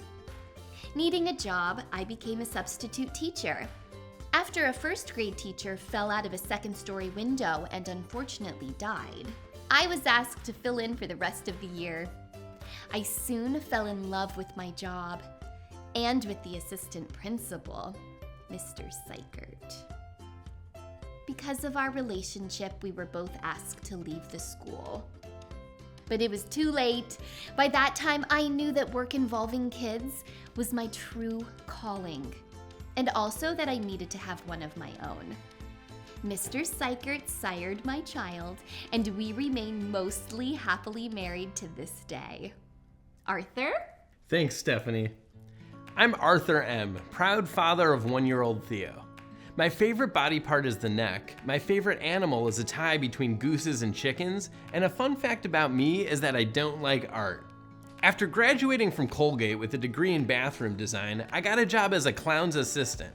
Now I know what you're thinking. Clowns have assistants? Most don't. Plinko did. After 6 years of what I would call both the time of my life and an excruciating daily hellscape, Plinko laid me off when he caught me stealing office supplies. It was mostly just staples and paper, but still, lesson learned. I then got a job as a flight attendant for a now defunct airline called Sky Tiger. It might sound goofy, but my favorite part of the job was dealing with unruly babies on the flights. I learned that I had a knack for attempting to get them to stop crying. which was to sing one of my favorite songs, With or Without You. One day while singing that song, a woman interrupted me and said that apparently she and I were both huge U2 fans. That woman's name was Stephanie.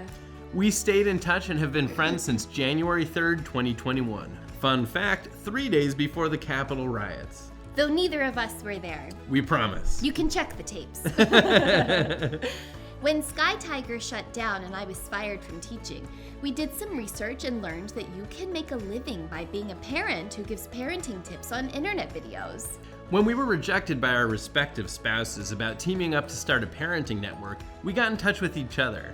We joined forces and before we knew it, ABC Parenting. Nope, we've never hooked up, not even first base. Anyway, enough about us.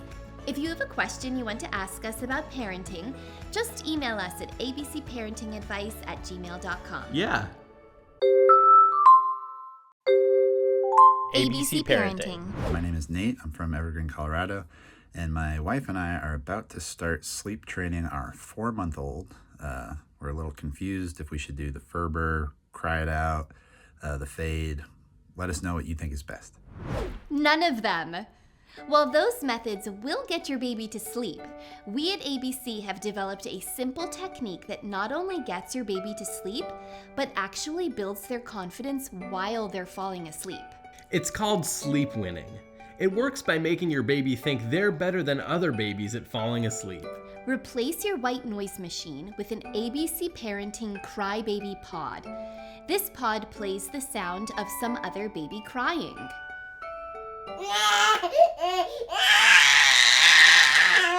The moment your baby hears this, they'll think, well, I may not be asleep yet, but at least I'm not that baby. That thought will allow your baby to relax and fall asleep with a calming sense of superiority over that other baby. You can even adjust your crybaby pod to hear as many as 14 babies crying.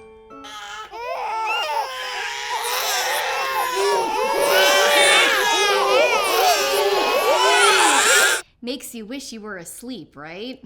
We also recommend hanging photos of crying babies from the mobile above your baby's crib. And guess what? You can even start the sleep winning process before putting your baby to bed by singing an updated lullaby.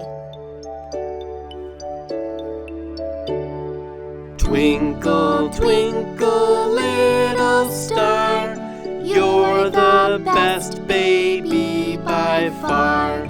Other babies moan and cry, this song is a lullaby. Now it's time to get some rest, you're undoubtedly the best.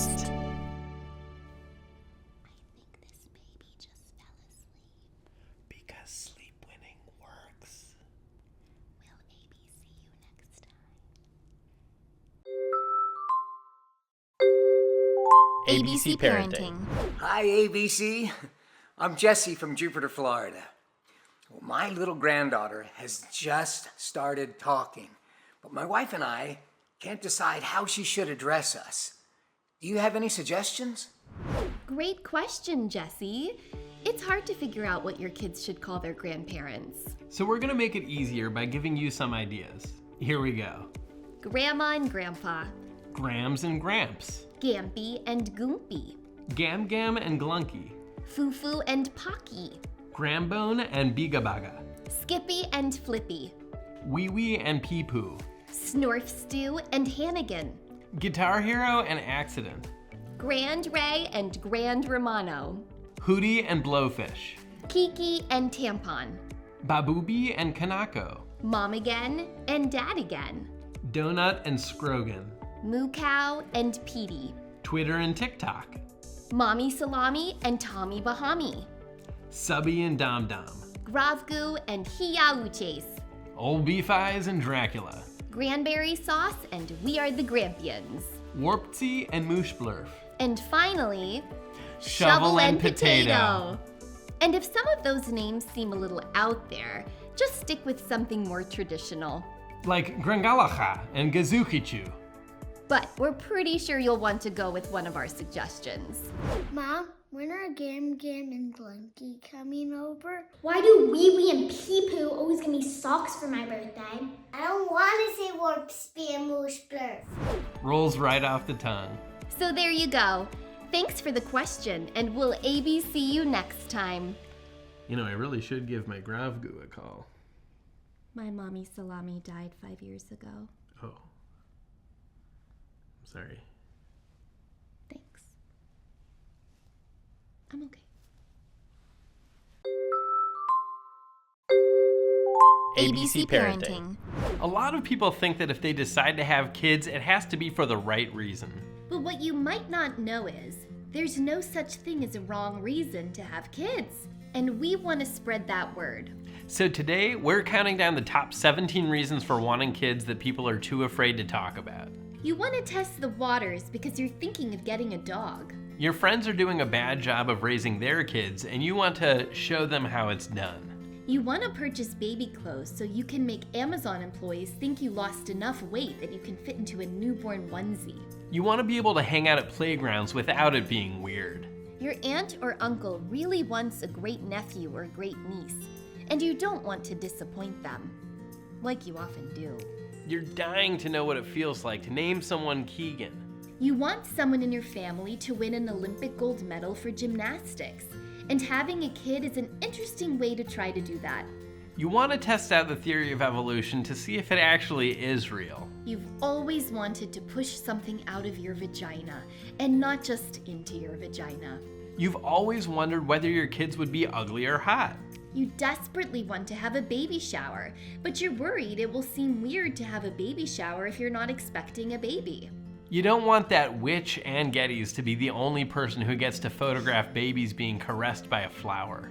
You want to prank your husband by putting a placenta in the fridge and seeing if he thinks it's leftovers. Your marriage is on the rocks, and the only way you can think to save it is with 18 years of exhaustion and responsibility. You want to leverage a friendship with your town's elementary school principal, and having a kid will give you an in. You have too much money, and it's a pain in the butt to figure out which charities to donate to, so it would just be easier to spend it on raising a child. And the number one reason for wanting kids that people are too afraid to talk about, you want someone in your house who is tiny, because that's really, really funny. It is. Babies are like 1'2". Come on, that's hilarious. It really is. You gotta admit. If one or more of those reasons resonates with you, just know that you're far from alone. Thanks for watching, and we'll ABC you next time. ABC Parenting. Hi, ABC. Our kids are 8 and 10, and they call us mom and dad. They still don't know our first names. They think our names are literally mom and dad. We meant to tell them about our real names, but it just sort of slipped our minds. It's become a problem. So is it too late to tell our kids that our real names are Cody and Charlie and not mom and dad? Don't be embarrassed. Forgetting to tell your kids that your names aren't mom and dad happens to over 80% of all parents. Parents should tell their kids about their real names when their kids are between 4 and 6. Before age 4, your kids won't understand you. Everything you say just sounds like this. But if you wait until after age 6, they'll resent you for not telling them sooner. And the longer you wait, the stronger the resentment. Here's actual hidden camera footage of 2 parents who didn't tell their son that they had names until he was 22. Hey Mom, hey Dad, what do you want to talk to me about? Well, Charlie, we have something we have to tell you, and it's serious. What? Our names aren't mom and dad. What? Yeah, they are. No, they're not. I'm Rob. She's Deborah. You just call us Mom and Dad because we are your Mom and Dad.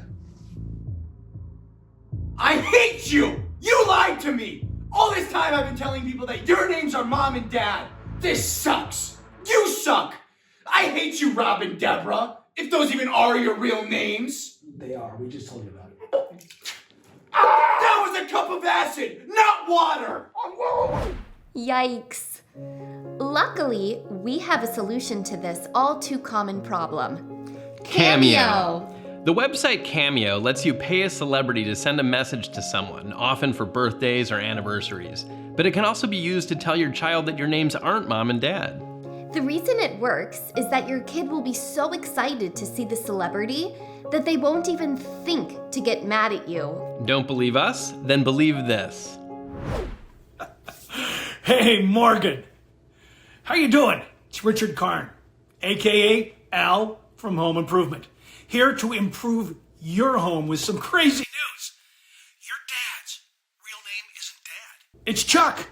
And your mom's real name isn't Mom. It's Brenda. Oh, this is so exciting. I hope you have a great Mother's Day and Father's Day this year. Or should I say, I hope you have a great Brenda's Day and Chuck's Day. LOL, just kidding. Peace out. Take care. So cool. I love Richard Karn. This is Carol Baskin from the Netflix documentary Tiger King, which came out the beginning of COVID. You know what I love? Tigers. You know what I hate? Liars. Yeah, can you guess which one your mom and dad are?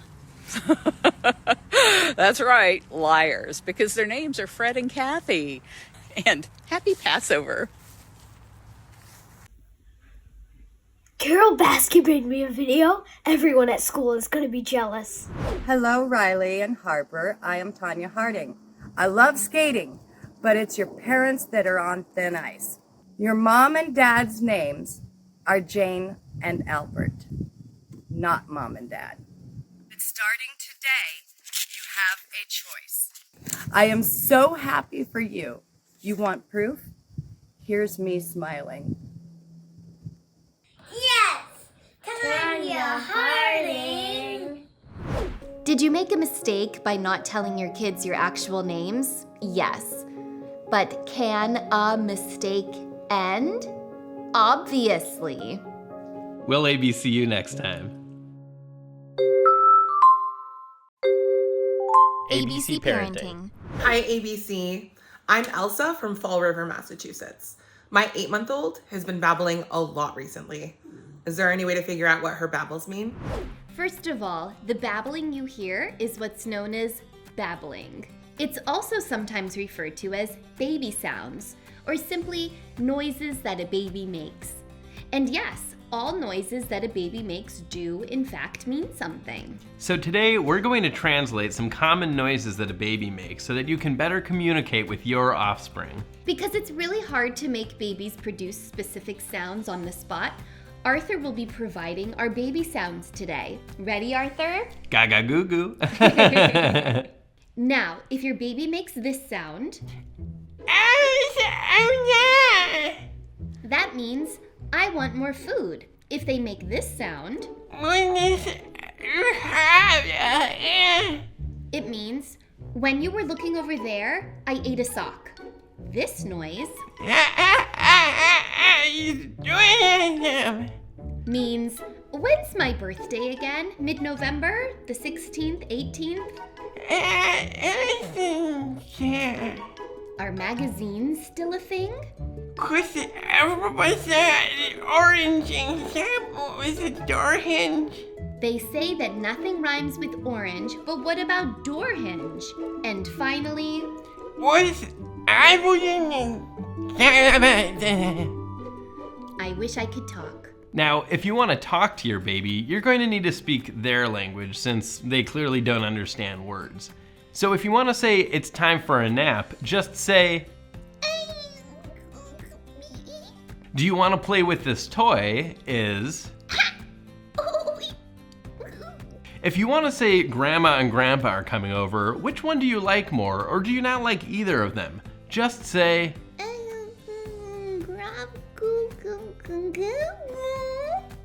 And finally, if you want to say, what's your opinion of the band The Chainsmokers? Just say... Chainsmokers? Those are just a few of the more common phrases you'll want to know. Since we don't have time to go through more today, screenshot this list and study it during any hours that you're unasleep. Thanks, guys. We'll ABC you next time.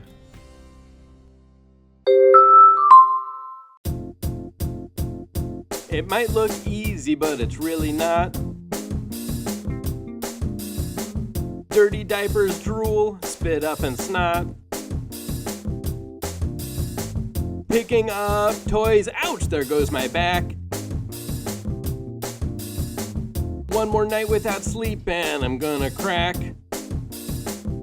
'Cause I'm a daddy. Clap along if your blood pressure is through the roof. 'Cause I'm a daddy. Clap along if your baby just got a new baby tooth. 'Cause I'm a daddy. Clap along if you just can't help but be a goof.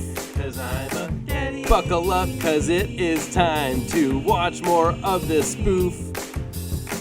So you think it's hard to be a dad? I do. Well, there's just one thing I'd like to add. Giving birth, breastfeeding, postpartum blues. Try spending one day in a mother's shoes.